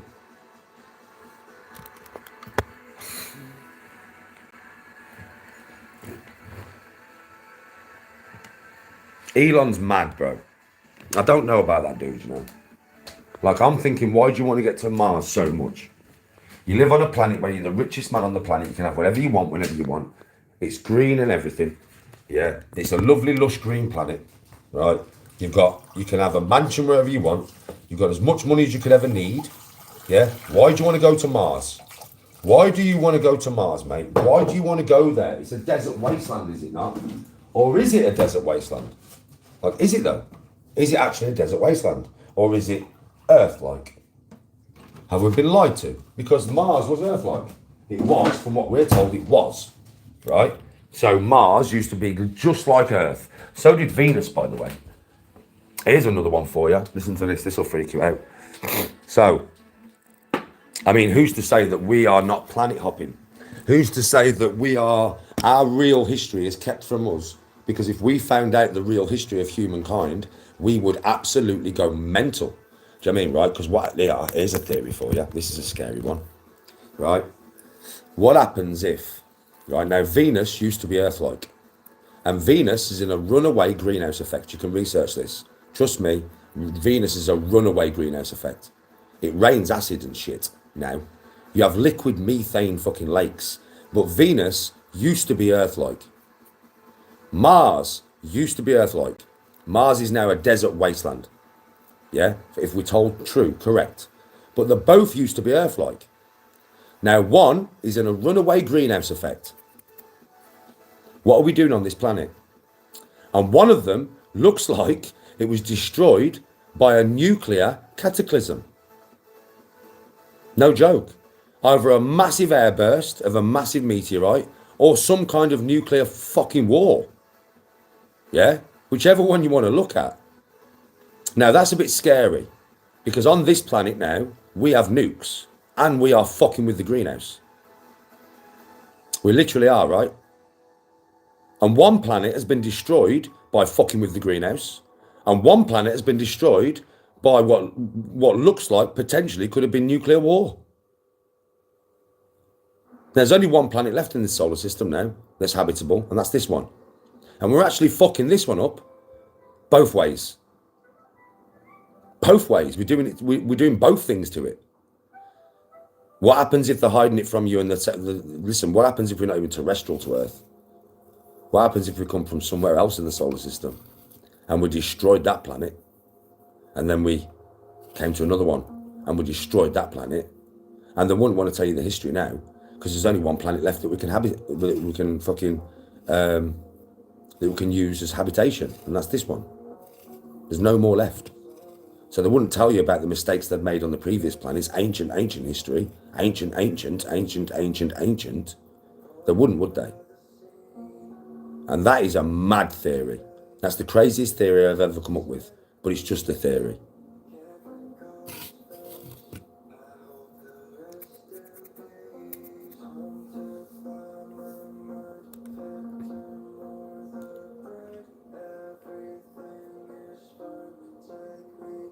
Oh, I know it can.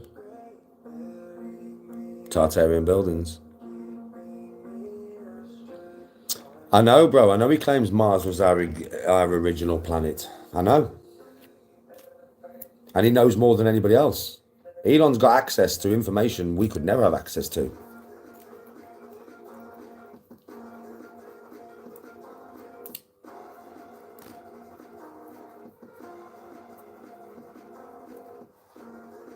Oh, yeah, the opposite for Earth 4 billion years ago.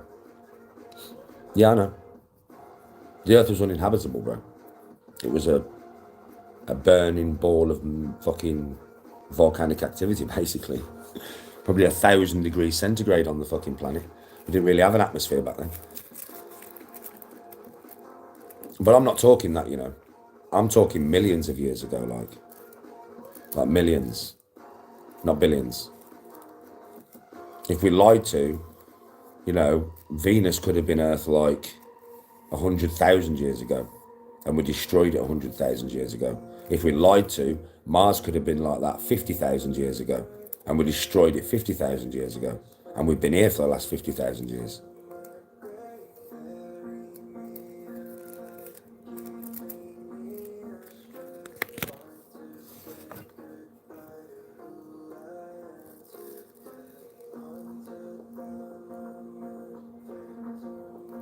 Well, that is what you believe if you're a Christian, and I won't take that belief away from you.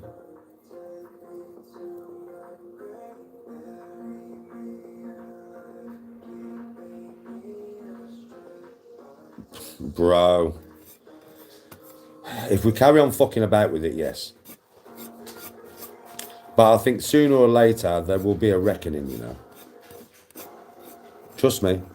I think sooner or later people will stop using religion to segregate themselves.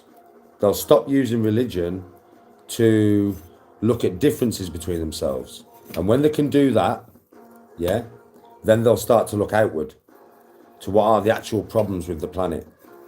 And then they'll realise that it's not us. We are not the problem with the planet. Doesn't matter what religion you are, what colour of skin you are, we are not the problem with the planet. We're not. And when you look towards who is, and you all wake up, and you're all ready to do something about it, then maybe I will join your cause. But not until there's millions of us. 10,000, 50,000, 100,000 don't do jack shit. You need everybody stood shoulder to shoulder, saying no more. And I don't mean violence. You don't need violence, mate. You got 10 million people stood shoulder to shoulder saying no more. They will listen. They have no choice. That's 10 million motherfuckers. They can't fight 10 million motherfuckers. There's no police force in this world that can control 10 million motherfuckers. There just ain't. But you'll never have 10 million for the simple reason because Christian won't stand with Muslim, Muslim won't stand with atheist, white won't stand with black. That's why. Division, which they stoke, by the way. Your enemies stoke. Every fucking week, every year of the history of humankind, they have stoked your differences to keep you divided so you can be fucking conquered. And that is the reason. And that's why I am dead against religious hatred, religious fucking bias. I am dead against racism. That's why. Because that's how they've won. It's farcical. It's stupid. That's what I say to you. There's good and bad in everybody, right? There's good and bad Christians, man.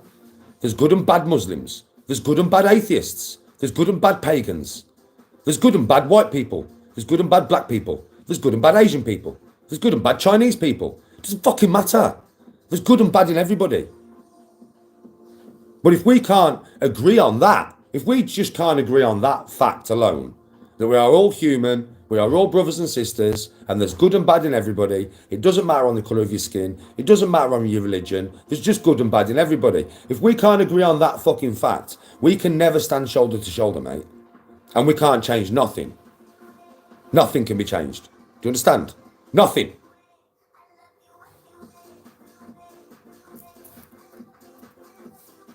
System, it's the truth, mate. It's the truth. Yes, Stephen McKenz. I could probably go on Joe Rogan. He'd probably have a good conversation with me, mate. He'd probably enjoy himself, but I don't think Joe knows who I am, to be fair.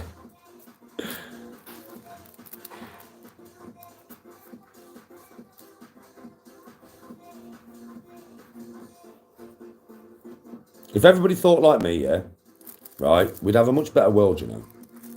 We would, honestly. We'd have a much better world. We'd have way less hatred in this world if people thought like me and actually rationalised it and saw the ideas that have been put into your head by the news, basically. Nowadays, it's the news, right? They want to stoke some racial hatred. They want to tell you somebody's a terrorist. You'll believe it. As long as the news tell you, fuck me, do you know who they work for? Do you think they tell you? So many people watch the news and think it's real, right? And think they tell you the truth. No, they tell you what they want you to hear. They tell you what they're told to tell you. If the powers that be want a bit of racial hatred stoked in the world, the news will start using the word terrorist. Can you not see it? I can. I don't watch the news at all. Do you know that? It's all lies. Apart from your stupid shit that don't mean a goddamn thing. Old Doris's dog fucking lived to 21 years of age. That's the truth. Gino DiCampo, yeah, has been naughty. That's the truth. Gordon Ramsay's going to come on and cook us a dish today. That's the truth. Yeah? We've got loads of terrorists entering the country. We've got loads of terrorists from this country. No, that's because they want you to hate that country for some reason. It'll be a nefarious reason. It'll be something to do with money and power and land. But they'll want you to hate that fucking country or hate those people. Why? Because in a year's time, we're probably going to invade. Or we're probably going to have an argument with them. And they want your backing. So they'll preemptively turn you against people who have never done fuck all wrong to you.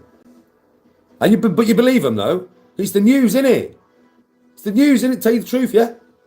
To the fuck. They lie to you every day.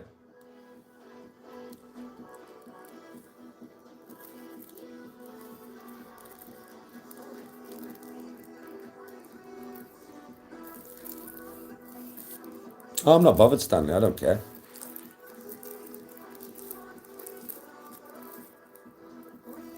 And I can, you know something, when I come from this point of view, you've got to understand, I'm coming from an atheist point of view, mate. I'm an atheist. I don't really believe in any God. If I chose to believe in a God, it would be Odin. Yeah, if I have any kind of belief in me, and people say, Odin, you won't believe in Christ. Odin's ridiculous. Shut up, man. Don't tell me that. Odin, Thor, Valhalla. Valhalla's ridiculous. So is fucking heaven and hell. Shut up, man. Are you fucking joking with me? You want to laugh at me for believing in Valhalla? A place where, if Odin deems you worthy, you don't have to be a warrior, by the way. You don't have to die in battle to go to Valhalla. You do realise that. You have bards in Valhalla. Poems, singers in Valhalla. It's if Odin deems you worthy. If Odin wants you there, you go to Valhalla when you die. Yeah? That's just how it works. Right? So I would choose to believe in that. It's ridiculous, Danny. So is heaven and hell. You go to a place in the clouds where everybody's happy, nobody ever has an argument, everybody's always buzzing, everybody's always smiling, there's no disease, it's beautiful, it's wonderful. If you've been a good boy. If you've been a bad boy, you go down to a place where there's a guy with horns and a pitchfork and he burns you for eternity. But that makes more sense than Valhalla. Of course it does. Of course it does, Christians. Makes way more sense. Moses spoke to a burning bush. Well, I could go and speak to a burning bush right now if I took some fucking magic mushrooms. You know what I mean? Fucking hell, man. Don't try and tell me fucking the pagan religion is fucking any crazier than the Christian religion, because it's fucking not. They're both fucking crazy. Fucking angels and demons. Satan. Fucking what? And that's crazier than giants and big snakes and big wolves. Is it? What's Armageddon?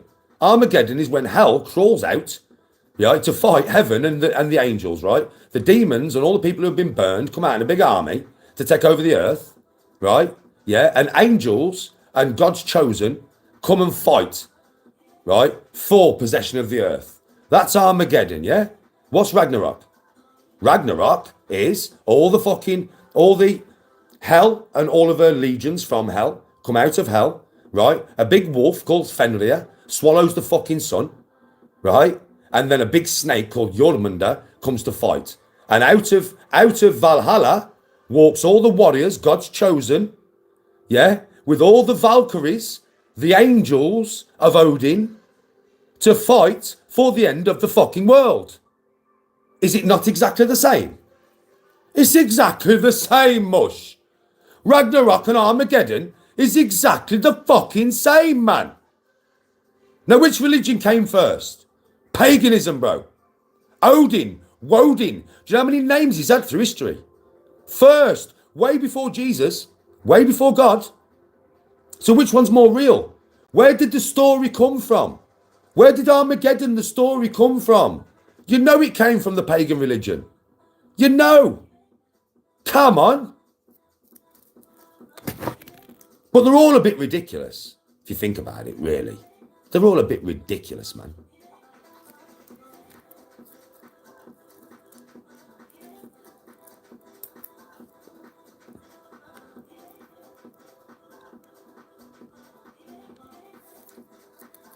Yes, Stephen. These are all valid points I'm making, bro. I'm not trying to say Valhalla is any more real than fucking heaven. I'm not trying to say that. I'm just saying if you think about it logically, they're all fucking ridiculous. Like, they're all ridiculous. It's in the realm of fantasy, bro. It's like pure fantasy, bro. It's fucking madness. It's like watching fucking Thor on the TV, man. Do you know what I mean, though? It's like watching Dante's Inferno. Go and watch Dante's Inferno. Go and see the circles of hell. And go and see if that makes any fucking sense. It doesn't make no sense.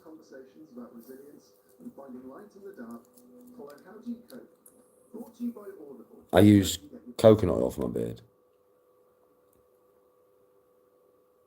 Yeah, it's subjective.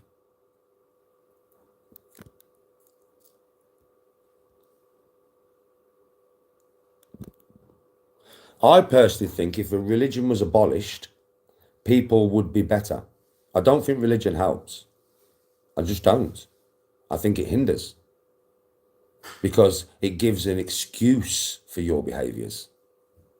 Like the amount of fucking atrocities and genocides each religion has caused, yeah, throughout the years, all of them, is ridiculous. All in the name of a god. It's an excuse. Do you know what I mean? It's an excuse, man. It gives you an excuse to be a cunt. It gives you an excuse to be a genocidal maniac. It doesn't help. Religion doesn't help. If religion was abolished, we would live for the life that we know we have got, which is only one. We would be better people. And people would have better lives. Because if you truly believe, in my opinion, and I'm not dissing your religion, but if you truly believe that when you die, you will go to a better place than this earth, that will stagnate your life. Because you'll think it doesn't matter what I do with this life. You know what I mean? As long as I'm a good person, whether I have a boring shit life or not, whether I don't do anything with my life, whether I have no hobbies, no friends, no holidays, it doesn't matter. because I'm going to have eternal glory in the eternal kingdom of God when I die. You think like that, it will fucking hold you back in your life. If you know that you only have one life, you will live it. You will fucking live it.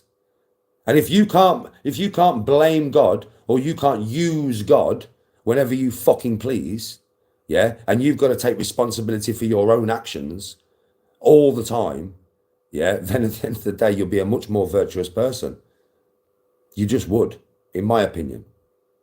And I also think there'd be a lot less death in the world because there'd be no religious wars. And how many religious wars have we had? Fucking ridiculous, man. You're all fighting over a God that nobody's seen. You're fighting over a God that you've never fucking seen. He's never come down. He's never spoke to you. He's never been on this planet. How do you know you're even fighting for the right God? How do you know? You don't know. So why are you killing each other? Fucking hell.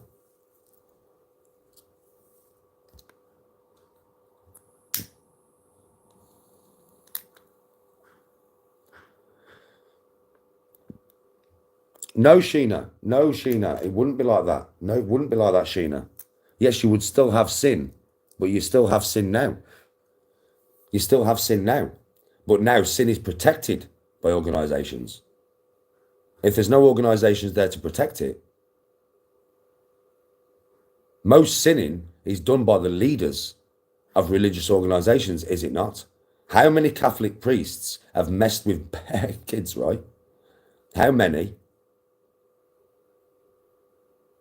Think. How many genocides have been caused over religion? How many wars? How many children have been butchered? How many women have been butchered over a God that you've never met or seen or that's done anything for you? No, religion's bad, man. It gives you an excuse. My God told me to do it. It's in the doctrine of my book. You're an infidel. What? No, I'm just a human like you. I might not believe in what you believe in, but that doesn't mean we have to fight to the death. I don't care what you believe in. Like, I don't care. I'm not bothered. You want to believe in whatever God you want to believe in? Fine. I'm not trying to take your belief away from you. Believe. Fair play to you. But don't force me to believe what you believe. Now that's religion.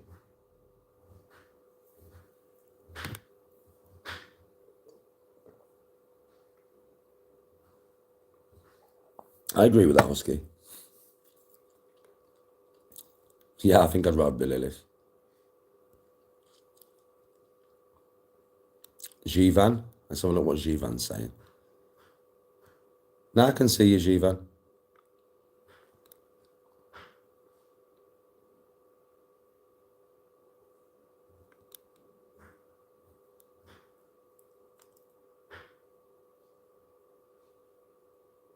Do you have to exist to create? Of course you do.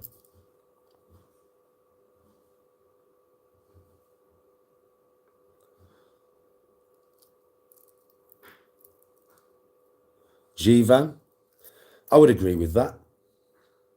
I would agree that the religions at the beginning of all of these religions were noble. That's what I think, you know. I think the beginning of the religions was a noble effort to create something external that people could believe in that would make them commit less atrocities because they would be scared of their eternal soul after death. I believe it was a very noble and good thing at the beginning, but I think religion has been distorted and used now for nefarious reasons and has been for too many years. So now it's not healthy. It was at the beginning because it was done for the right reasons, but now it's being used for the wrong reasons. And that's why I don't believe in it.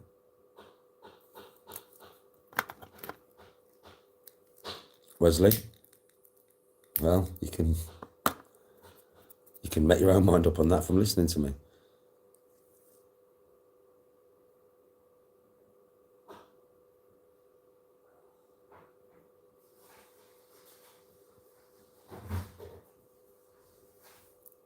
Yeah, it's mad, isn't it? Because most people who believe like me, who don't believe like me, will say you believe what you want. But people who believe will tell you what you must believe. Isn't that mad? Us atheists, we don't care what you believe. That's your choice. It's the thing with atheists. We realize you have a choice and we are happy for you to choose your own choice in life and what you want to believe. That's an atheist. People who believe in a religion, yeah, with, you know, true fanatical belief, yeah, if you don't believe you are a cunt. They won't speak to you. They would not associate with you. They will hate you. That's two totally different fucking viewpoints to come from there. But if you ever speak to an atheist, and I am an atheist, you will find out we don't dish your beliefs. And an atheist will always say, like I do, that I could be wrong and you could be right. Like I will always say that. I may one day when I die, open my eyes somewhere, be looking at some big fucking dude and have to apologize, but he won't hold it against me. This is the thing that I truly believe. If God is real, God made me. If God is real, God knows me. If God is real, God knows every decision and every word I'm ever going to say in my life. So God created me to question. He created this, not me, if God is real. So that's what I always say to people who believe. You can't be angry with me for questioning and being an atheist, because whatever God you believe in, he created me as well, right? So he created me to be like this. He's not going to hold it against me. Is he fuck? As long as I've got humility about me and I accept that I was wrong, he'll be fine with me, obviously. He's fucking God, right? Come on. I was made to question, I think.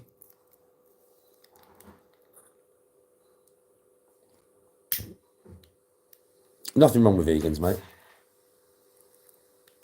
Yes, Wesley. Thank you, brother. Oh, I do, Ben. Listen, I love all humans equally. This is the thing that religion, in me being non-religious, enables, made to question, enables me to do. It enables me to love all humans equally as my brother and my fucking sister. That's why I'm non-racial at all. There's not a racist bone in my body, mate. And that's what it enables me to do, because I'm an atheist. I don't have to sit here as a Christian and say that if you're a Muslim, you're wrong. I don't have to sit here as a Muslim and say if you're a Christian, you're wrong. I don't have to argue with you like that. So I can just love you as my brother and sister. Does that make sense?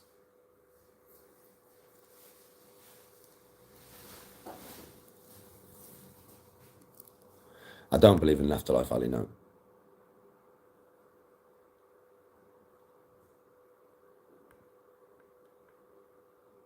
The very hairs on your head are numbered. I don't know what that means.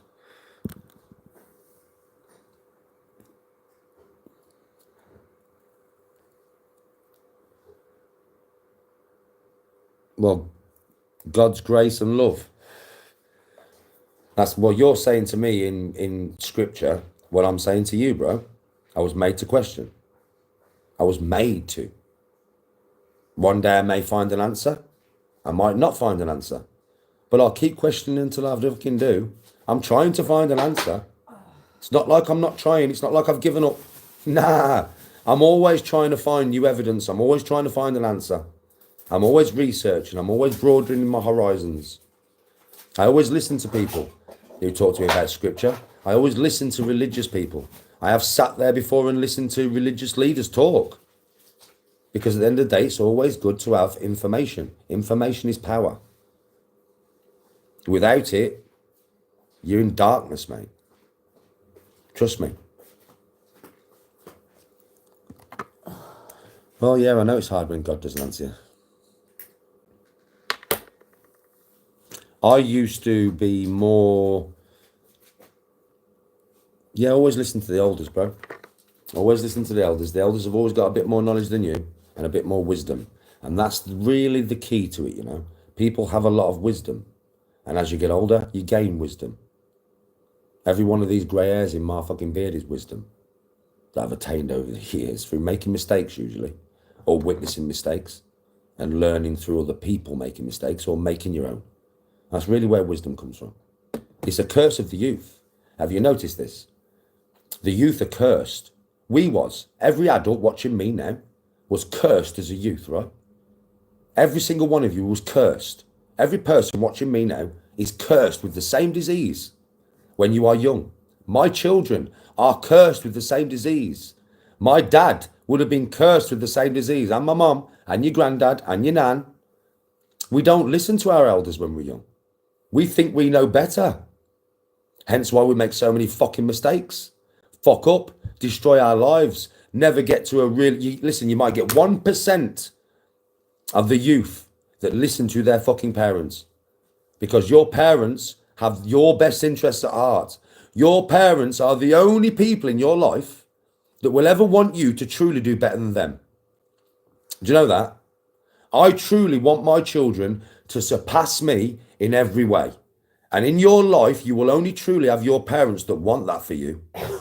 So if you are a youngster watching me now, listen, if you've got good parents that love you and you know they love you, listen to them, for fuck's sake. It's a curse, man. The youth don't listen to the wisdom that is living with them because they think they know better. You don't know better. You've not lived enough of life to know anything when you're a fucking youth. You've just not lived. Your parents have, though. And you know your parents, when you're about to make a mistake, they can see you with a certain group of lads. They can see you in a certain situation. They can see you going down a certain path. Do you know why they can see that, motherfucker? Because they've been there and they've bought that t-shirt.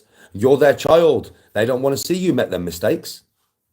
So they tell you, don't do this. You're like, fuck off, mum. Fuck off, dad. And you do it anyway. And then you end up fucking up. That's how it works. So if you're going to take any advice from me and you're a youth, right, and you watch me, fucking listen to your parents, man. For fuck's sake, just listen to your parents. They'll never steer you wrong.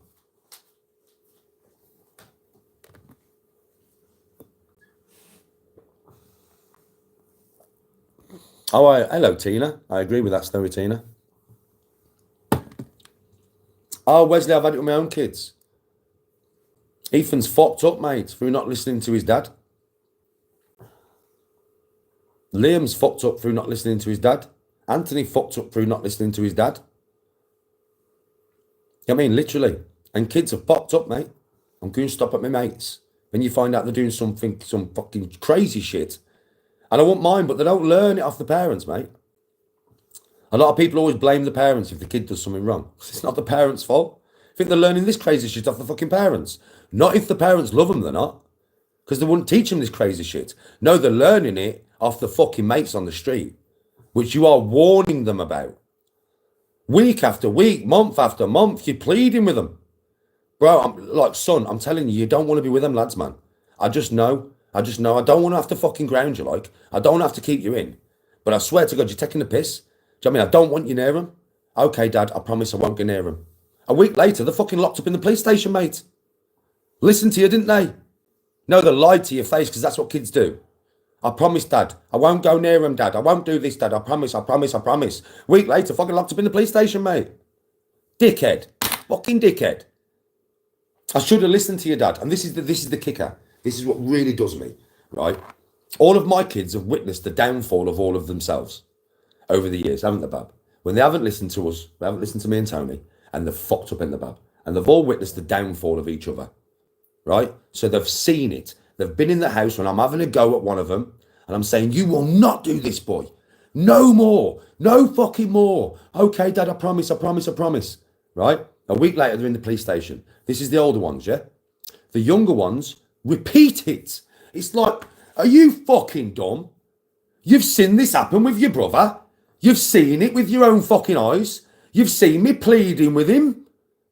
You've seen me ground him. You've seen me deal with him. Do you know what I mean, right? But still doing it, yeah, in the police, and you're going to make the same mistakes, man. You're actually going to witness it and then do it.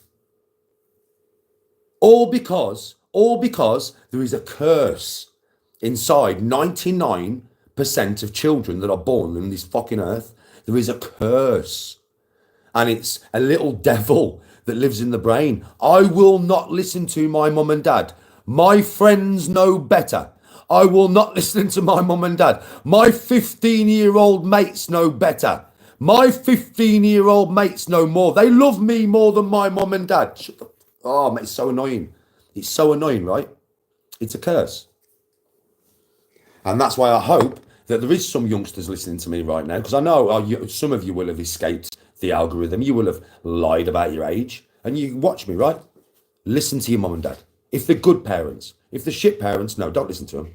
If they don't give a fuck about you, yeah, they don't fucking sacrifice for you, you don't have amazing Christmases and amazing birthdays, they don't take you on holidays all the time, they don't love the shit out of you, then I wouldn't suggest listening to them, because they might not have your best interests at heart. But if your fucking parents love you, and they're good parents, listen to them. Save yourself loads of mistakes and loads of grief, because that's all they're trying to save you.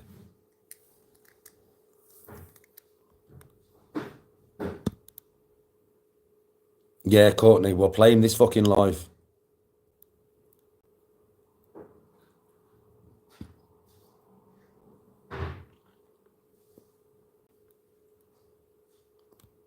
Yeah, but God's grace, Jesus sacrificing himself, has not changed anything. Yeah, the curse is their system.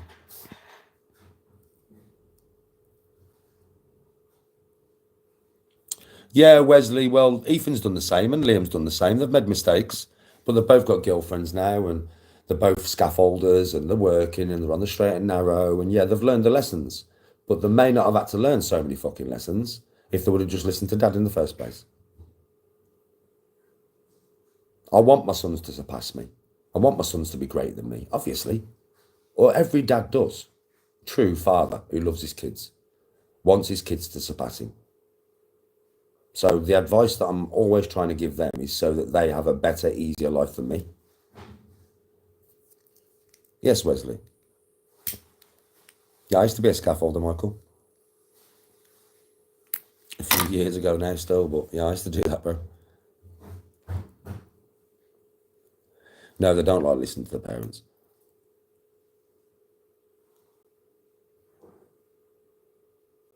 Yeah, they're both scaffs. Good lads, my lads now. They've made mistakes. Or, like, everybody makes mistakes, mate. But they have learned from them.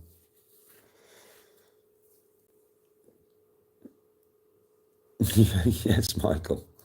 Respect. I'm not a scaff no more. I used to be. But both my sons are scaffs.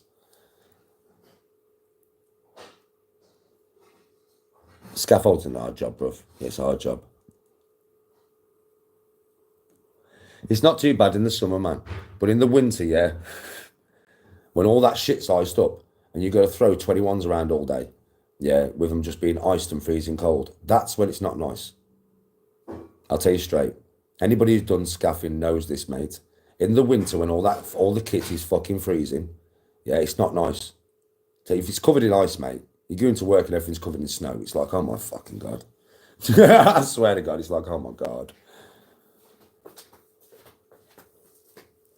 Oh, your meatball stuff is prepared on the soldier for you today. Yes, Michael, respect. It's a good job, bro. It's a good job. Yeah. I said, all your stuff's prepared for your meatballs to do. Okie dokie, baby. Okie dokie.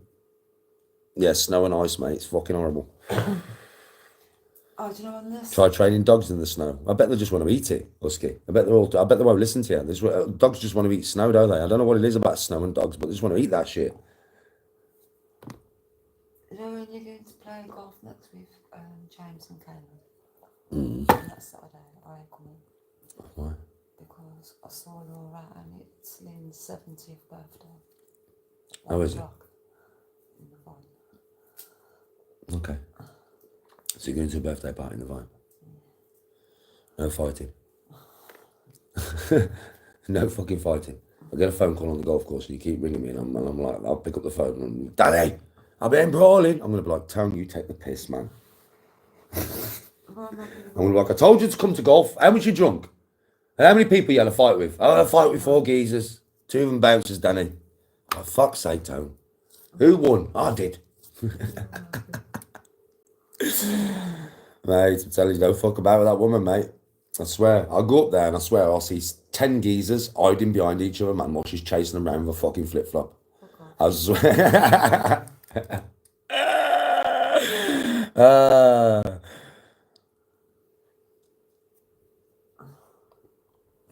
uh, did I make you? He's a Viking brother of the shield wall in that course. Viking brother of the shield wall, your brother. Fucking looks like a pure Viking, your bro, mate. Just get him in the shield wall. He'll be alright. She is scaff, Danny. What's wrong? You're a scaffolder, bab. She could be. She could be, Michael. I'm telling you, the woman's fucking strong for her size. She's only a little bit. That's what Ethan keeps saying, Mum, come to work with me, do some scaffolding. Yeah, that's what Ethan does keep saying to her, Mum, come work with me and do some scaffolding and that. She's like, no. And he's like, come on, Mum. Come and do some scaffolding with your son, Mum. 4 snow dogs in the snow. Jesus Christ.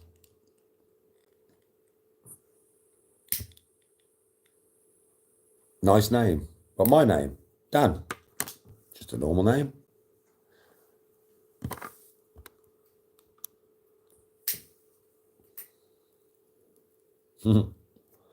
I need to get this tattoo. Do you know somebody has actually offered to do this tattoo on TikTok for free as long as I TikTok live it? So I might take him up on the offer and get him to finish this tattoo on the top of my arm.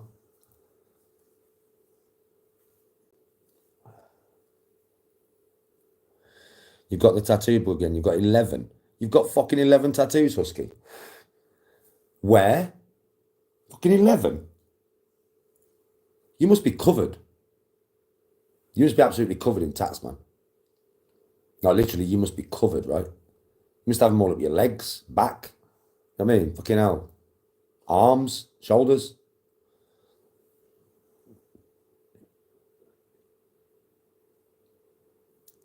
What's my favourite tattoos? Listen, I have one tattoo with Tony's name that I had done years ago in Smethwick by some geezer who told me he could tattoo.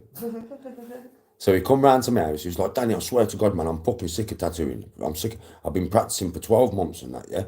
So I was like, right then, come round to my house then, bro. And he's like, I'll do a tattoo of Tony's name. I was like, okay, bro. So come round to my house. He's done this tattoo of Tony's name. It was fucking terrible. I swear to God, it was so bad. So bad. Yeah, like the tattoo of Tony's name on my back now, yeah, is fucking 100 times better than it was. So he's done this tattoo on my back. I said, Bab, have a look at the tattoo. She's laughing her tits off. She's absolutely creasing her fucking tits off. It didn't even say Tony. It said fucking Roni or some shit. I'm not even joking. It wasn't even Tony, bro. I wouldn't mind, but this motherfucker's known me for 10 years. He knows her name. You know what I mean, right? He's round my house every couple of days, the prick. You know what I mean, right? But he spelt me out. It was terrible. It was terrible. So I went to West Brom and I went to a proper tattoo shop and I was like, mate, can you sort that out? And he sorted it out the best that he can. So I have got Tony's name on me, so that means a lot. But it's shit. Like, and I don't think I can do anything to make it any better, to be honest. Right? The one that means the most to me, I've only got 3. Well, I've got this one that's unfinished, but there is a tattoo underneath it that I was having covered, right? So I did have a Black Panther. If you look, you might be able to see it. See it? Black Panther's face. And he's like that. He's on a rock about to attack somebody. But it's really hard to see underneath all this now. But like, that's his shoulders, look. You see his shoulder? Head. Other shoulder. He's like on a rock. It's a Black Panther about ready to pounce on someone. I had that on my arm for years. I had it done when I was young. Yeah? And I wanted to cover it. Because I just grew out of it. Do you know what I mean? Right? So I had all this outlining done. So this is basically a Viking, look, with a spear. You can see the bloke. He's not coloured in or nothing. But I've just ripped the top because my shoulders are a bit too big. Right? Spear, sword, Viking. Now, if you look, you can't really tell because obviously the Black Panther's there. But these are horns of a dragon. Now, if you look closely, that's his mouth. That there is his mouth. It's only outlined. And all these drips are because this dragon is coming out of a swamp. He's like raised his head out of a swamp and the water's all dripping off his face. And this Viking is stood there about to fight him. And that is, and I designed that myself. I just haven't had it finished. The reason? I had it outlined by the guy, yeah, who I do know. He's a proper tattooist. He's got his own shop. And then I went to rebook about a month later to get it finished. And he was like, Danny, I'm booked up for 6 months. I was like, what? So I was like, okay. So 6 months later, I contacted him again. He's like, Danny, I'm booked up for 12 months. I'm like, well, I need the tattoo finished. He's like, I'm booked up for 12 months. I mean, literally booked up every day for 12 months, mate. So I can't get the tattoo finished. That's why it's unfinished, because I can't fucking get it finished. Do you know what I mean? But the one on my back for Anthony means the most. That means the fucking most. That tattoo there, I designed that myself, didn't I, babe? Anthony liked knights. Anthony was into knights, man. He liked knights, Anthony did. He always did from a kid. Yeah? So that's why it's a Knights Templar. Do you know what I mean, right? And I swear to fucking God, that tattoo I designed myself. And he did do a very good job. And the guy who done that tattoo from my own drawing, because I drew it out and everything, he's the one who started the one on my arm, but he never got to finish it. Oh yeah, he's very popular.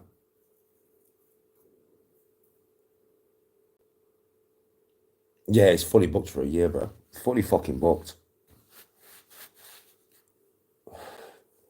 And I don't know what I'm going to be doing in a year on this day, do I? So I can't book with him on a Monday on the 19th of fucking May next year. Because I don't know what I'm going to be doing on the fucking 19th of May next year. Do you know what I mean? I could be on a holiday or something. Tony could have booked a holiday and I'd forget I would. She'd fucking probably remind me I'd be in Tenerife.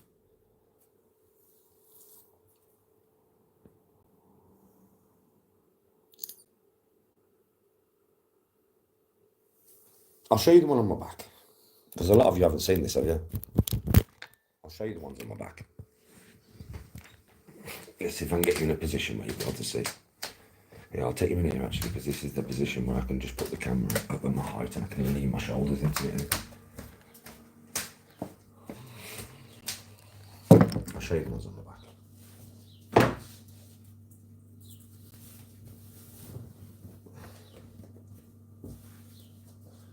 Yeah, look.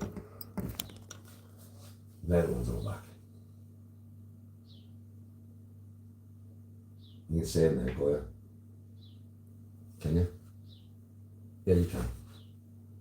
Yeah, you can see Tony's name where it's been fucking retconned. Yeah, but then obviously you can see Anthony's tattoo on this side of my back. So that's obviously for my son that's gone.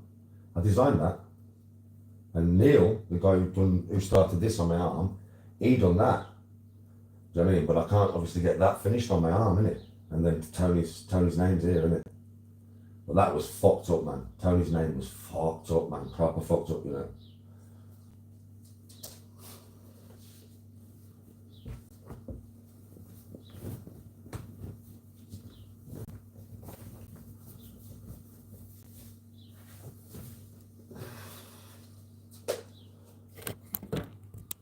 So there you go.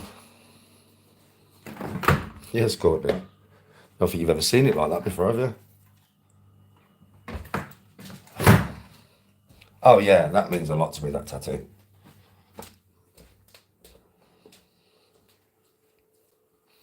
Yeah, well, outlining my arm, bro, I mean, that took, I swear to God, Husky, that took about 3 hours in the chair to outline all this. Yeah, fucking hurt, mate. Right here. Right here. Yeah. I'm telling you, I swear to God, I'm not joking. Right. There going into my armpit here. Oh, that hurt like a motherfucker. Yeah, and all this bit here, that hurt. Do you know what I mean? That hurt. The rest of it, nah. Well, maybe right round the back. Right round the back here as well. That got a bit sensitive. Do you know what I mean? That hurt. Yeah, so right there, right here, and these bits here. Yeah, they hurt. But the rest of it, all this, is just normal. But yeah, them bits hurt, man. I was like, fucking hell, bro. Do you know what I mean? I swear.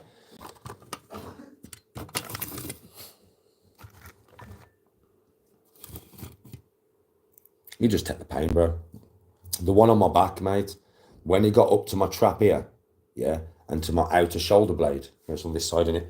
So when he started, because don't forget, I've got very defined shoulders, innit? So, like, I've got muscle and then bone and muscle. You've seen my shoulders, right? So when he got up here and he started literally to come towards my bone here, yeah, I swear, bro, I was like, fucking hell. He was like, Danny, you all right? I was like, yeah, just carry on, bro. I was literally like this, man. I was like, carry on, bro. Don't fucking stop. Do not stop. Get it done. I swear to God, mate. It was fucking hurting, that was. Sore as fuck.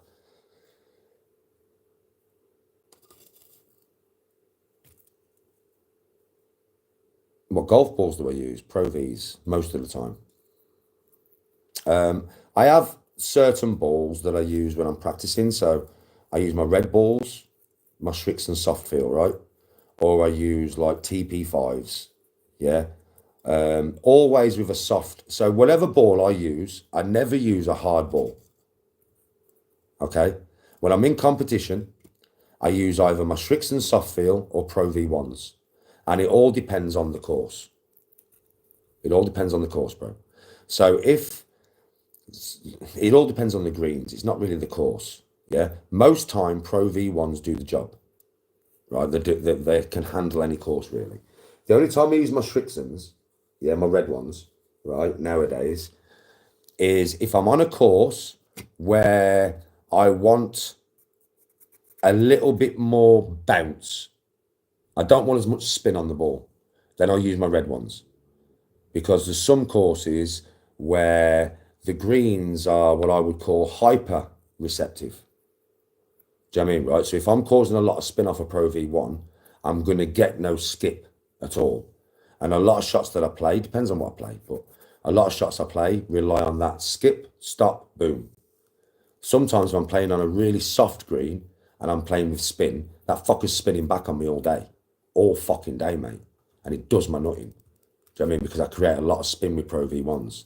But if I'm playing a hard green that isn't very receptive, which most greens are in the summer, to be fair, then I'm using a Pro V1 because I can create a lot of spin.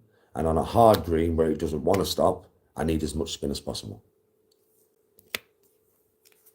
Yes, Wesley. I'm a 12 handicap, bro. I'm good. Husky's off. See you later, Husky. Have a lovely day. It's Husky off. Speak to you later. Have a lovely day. Main and Pain. Yes, Mark. Yes, my brother. I'm going to the golf range, so I don't know. I don't know, Husky. But it'll be this afternoon. It'll be in a few hours. It won't be just yet. It'll be in a few hours. It'll be on my golf channel. Just going to the golf range. ABBA wrote a song about me. I'm sure they didn't. I play for 12, Wesley. So I will be lower. I'll be lower in a few weeks. Everybody knows that. They watch me play enough. Do you know what I mean? Right. So I'll be lower than that in a few weeks. I'll be down to about 10 or something. But yeah, I do know my way around the golf course, mate. I do.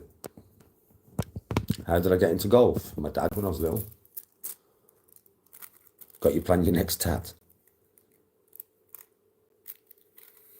Keep an eye on Dan. No way, system.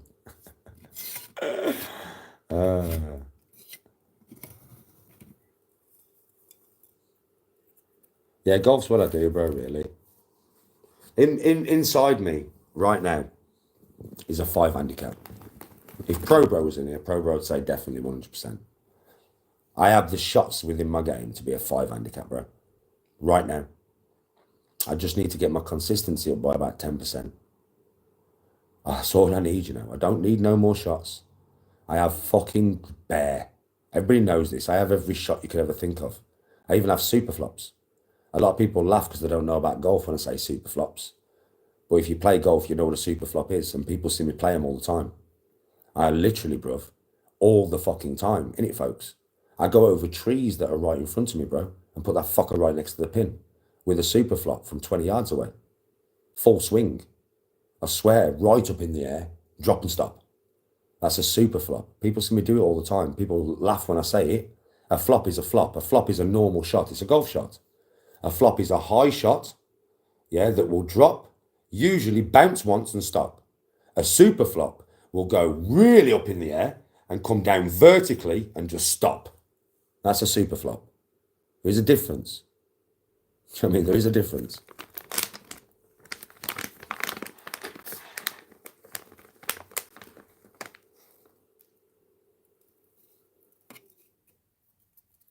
Bro, I play them all the time. All the time. Bro, I have a pitch and run. So I have a pitch and run. I have a flop. I have a super flop.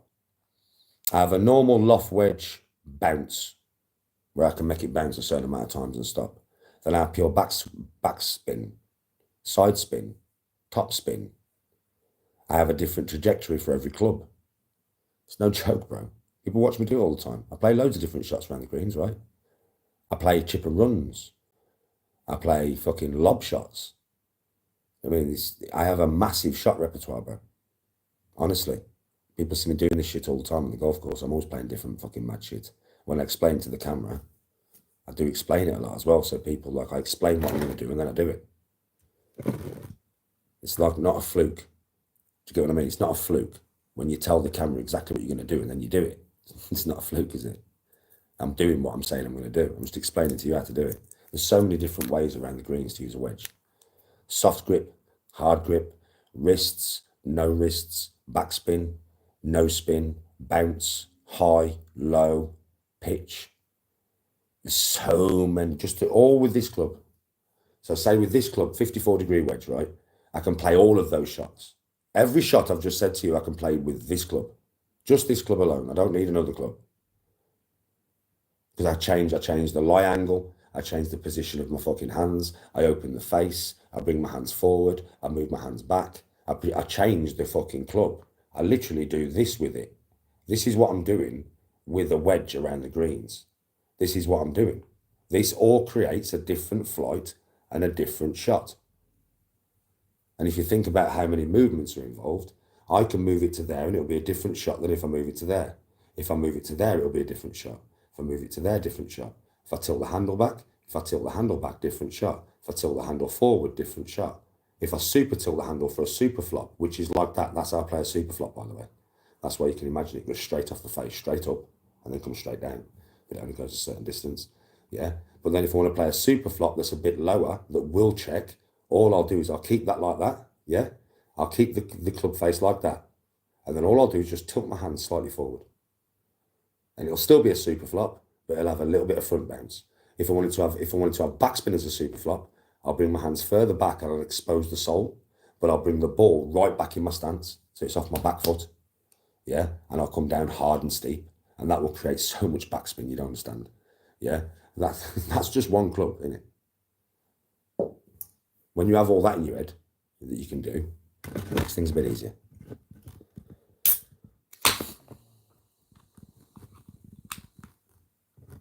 You'll get to watch me use it tomorrow, bro. You'll get to watch me at the driving range later.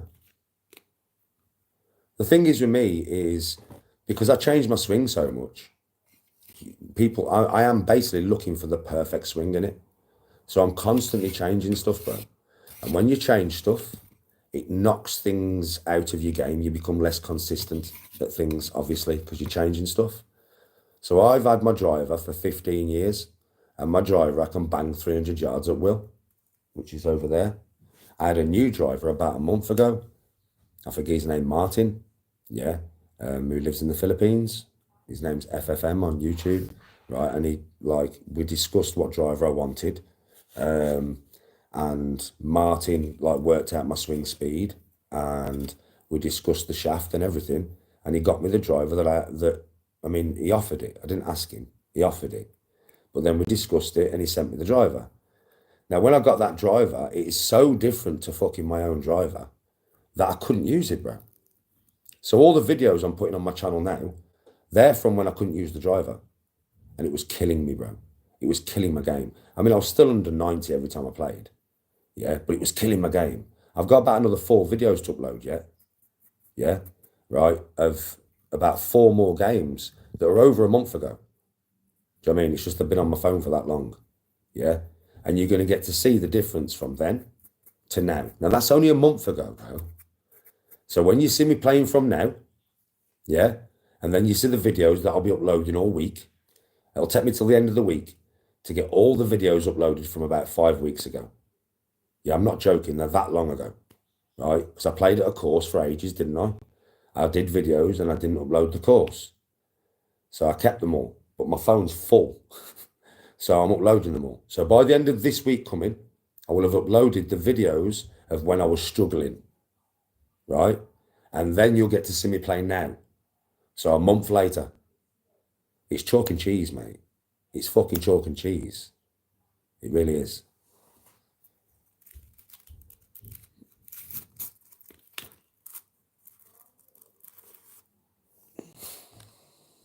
Yeah, Courtney's definitely got Viking blood in him. Wesley.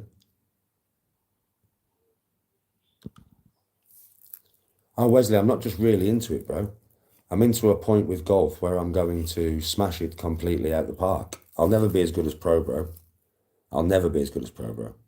It's just not possible, I don't think. The geezer's too fucking good. But I can get down to a very good level. Like a very good level. I'm already at a good level. But I can get down to a very good level. Yeah, Gary, I have seen him. You do look a little bit like brothers there, bro. Well, you can ask me anything about golf, bro, and I'll be able to answer you. If you enjoy talking about golf, that's always in my head. I don't even have to think about that one.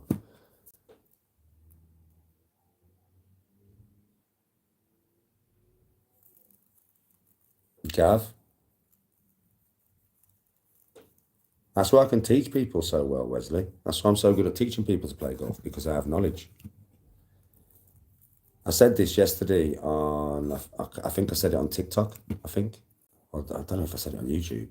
But what I did say was, people say, oh, you're not a professional, so you can't teach golf. Let me explain something to you. David Ledbetter, you can research this, yeah, Pro would tell you this. David Ledbetter is the best golf coach in the world. He's taught nearly all the pros at one point in his career. He plays off a 15 handicap. I would batter that geezer on the golf course. I would annihilate him. No joke, he plays off a 15. I'm off between a 10 and 12. I'm beating him. And that's one of the best coaches in the world. Google him, David Ledbetter. And Google his handicap. He plays off a 15. But he's one of the best coaches in the world, mate. Mike Tyson's coach, Cus D'Amato, was not a boxer. But he created the hardest man to ever walk in the ring. Tiger Woods' dad was not Tiger Woods before Tiger Woods, but he created Tiger Woods. Coaches, really good coaches, are not usually pros themselves at whatever they coach. They're not. Really good coaches are usually people who can recognize mistakes, correct mistakes in a very easy way to understand, and who has a lot of love for their pupils and wants them to succeed with every fiber of the being, and who puts a lot of work and effort into their students. That's a good coach. But that coach doesn't have to be a professional. He just has to have the knowledge of a professional. He has to have the knowledge to be able to take you to that level. Now, I don't have the knowledge of a professional, but I have a hell of a fucking lot. And I'm gaining it as I play. I'm gaining it as I learn. And what I learn, I can learn to you. And I have said that if I chose to give people lessons on golf, I'm very easy to understand. Everybody who came to a lesson would be gassed out the tits because they're coming to meet me. We all know that, right? Let's be honest. People would be paying to come and meet me and to get a good lesson at golf. And I'm also extremely good at teaching shit because I'm patient, I'm funny, and I can show you exactly what I want you to do. I don't just need to tell you, I can show you. So if you're a beginner of golf and you want to get down to, I would say, a 15 handicap, which is very good golf, I can get you there. Anybody. And I don't care what social media is going to say after this live. I don't care. It's the truth. It's the fucking truth. You've seen me teach enough people on camera now, and you've saw how quick I can teach, right? I got Tony hitting the ball off the floor in one hole. Did I not? You saw it with your own fucking eyes, mate. I got her hitting the ball off the floor in about a 2-minute conversation. You've seen it with Caelan and James. They couldn't play golf when I played with them. They couldn't chip for shit. Go and watch the fucking game. I had 18 holes of them. And watch what they was doing at the end of the 18 holes. And that was just one game. I've taught many people to play golf. Many. I'm good at it. It's something I'm good at. I wouldn't say I'm a pro. And I couldn't teach you to be a pro. I don't think. Maybe I could. I don't know. But I can definitely teach you to get down to a very good level. I'm good, Alfie. How are you?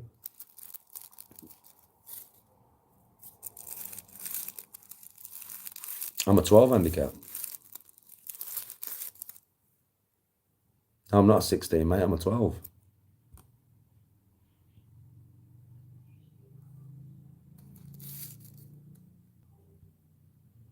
I know Tiger got caught with his pants down, but you don't know what's going on in his home life.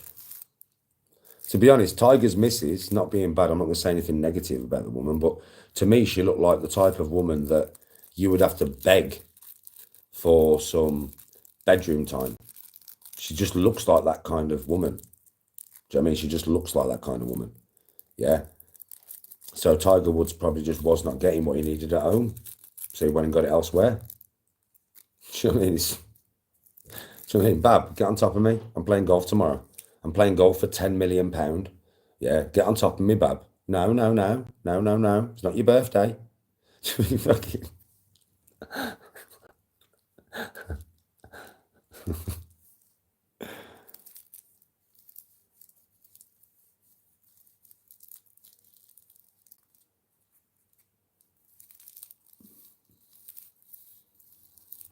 Oh yeah, Mark, very high maintenance. Trust me. Like the type of bird that, you know what I mean? You've got to be a good boy every year from birthday to birthday. And if you've been a good boy on your birthday, I might let you give me a little bit of a kiss and a cuddle. You've been a good boy. That's what she looked like to me, bro. And I was just like, I understood. Like Tiger ain't gonna go and do what he did unless he needed to. He's a man. He had needs, and I don't think he was getting satisfied. So at the end of the day, he had to go and fucking find someone else to satisfy him, didn't he?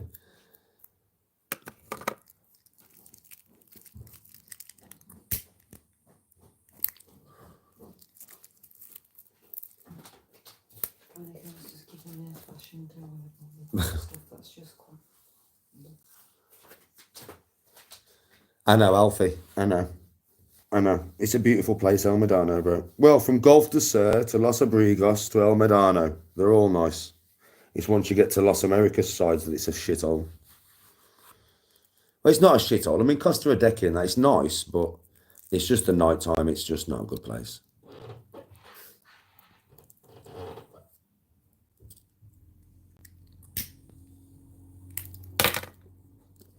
You on about them skimming the water and getting an all in one? Yeah, Gary, shot and a half. Fucking shot and a half. That is a shot that can be played, though, you know. Ruta, my brother. I'm good. How are you?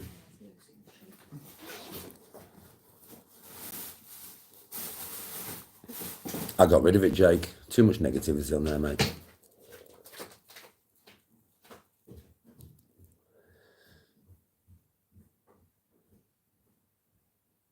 I agree with you there, Gary, my brother. Life is really hard and we should all be here for each other, really. You know what I mean? At least on this channel, you know that you can come in here and we'll always talk to you. I mean, we'll always be nice to you as long as you're a nice person kind of thing. All right, sick. How you doing, brother?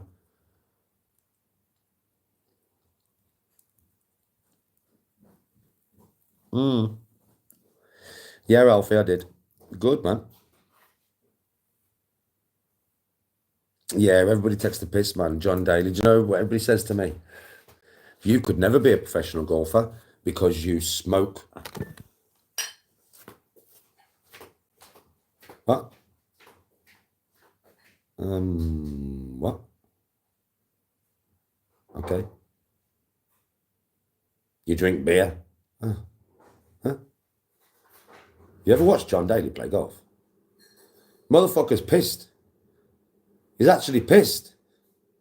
There's bear championships, right, where he's drinking fucking whiskey on his way around, mush. Smoking bear fags, chain smoking like a motherfucker. One of the most famous golfers of all time. What do you mean? It's not about that. It's about your ability over the ball. Nothing to do with that.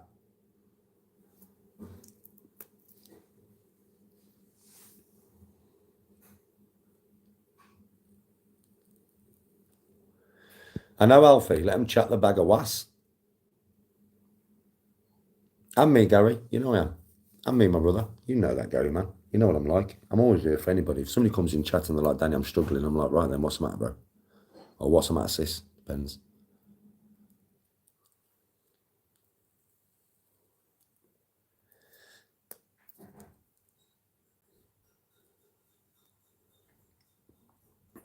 Oh, man. Right then, folks. I'm going to go. but you'll see me again in about an hour because I'm going to do a cooking live. I'm probably going to do it on my golf channel because I'm going to be on my golf channel for the rest of the day, I think. Yes, I'm just going to, all I'm going to do is I'm going to drink a drink, chill with Tony for a bit, go and get in the bath, get myself all sorted. And then once I've made the food, I'm going to go to the golf range. Meatballs much. Meatballs much. Meatballs for Pro Bro much. And so when we play golf tomorrow, because Pro Bro's picking me up and he's bringing me back so I can have a few beers at the after golf. Yeah. So literally I'm getting chauffeured tomorrow. I did last week as well. It's nice when I get chauffeured. Yeah. So Pro Bro's picking me up and he's dropping me off. And to say thank you when he drops me off, I'm making Viking meatballs today so I can just dish them out when we get back, innit? So he's taking me to golf, he's chauffeuring me tomorrow, mate. So just to say thank you, Pro Bro, my Pro Bro, so I can have a few bevies and that, yeah? All right? I'm going to make some Viking meatballs, mate. I'm going to get on it in about an hour. Yeah, boy. I know. Well, I smoke backy, so it don't cost me that gas.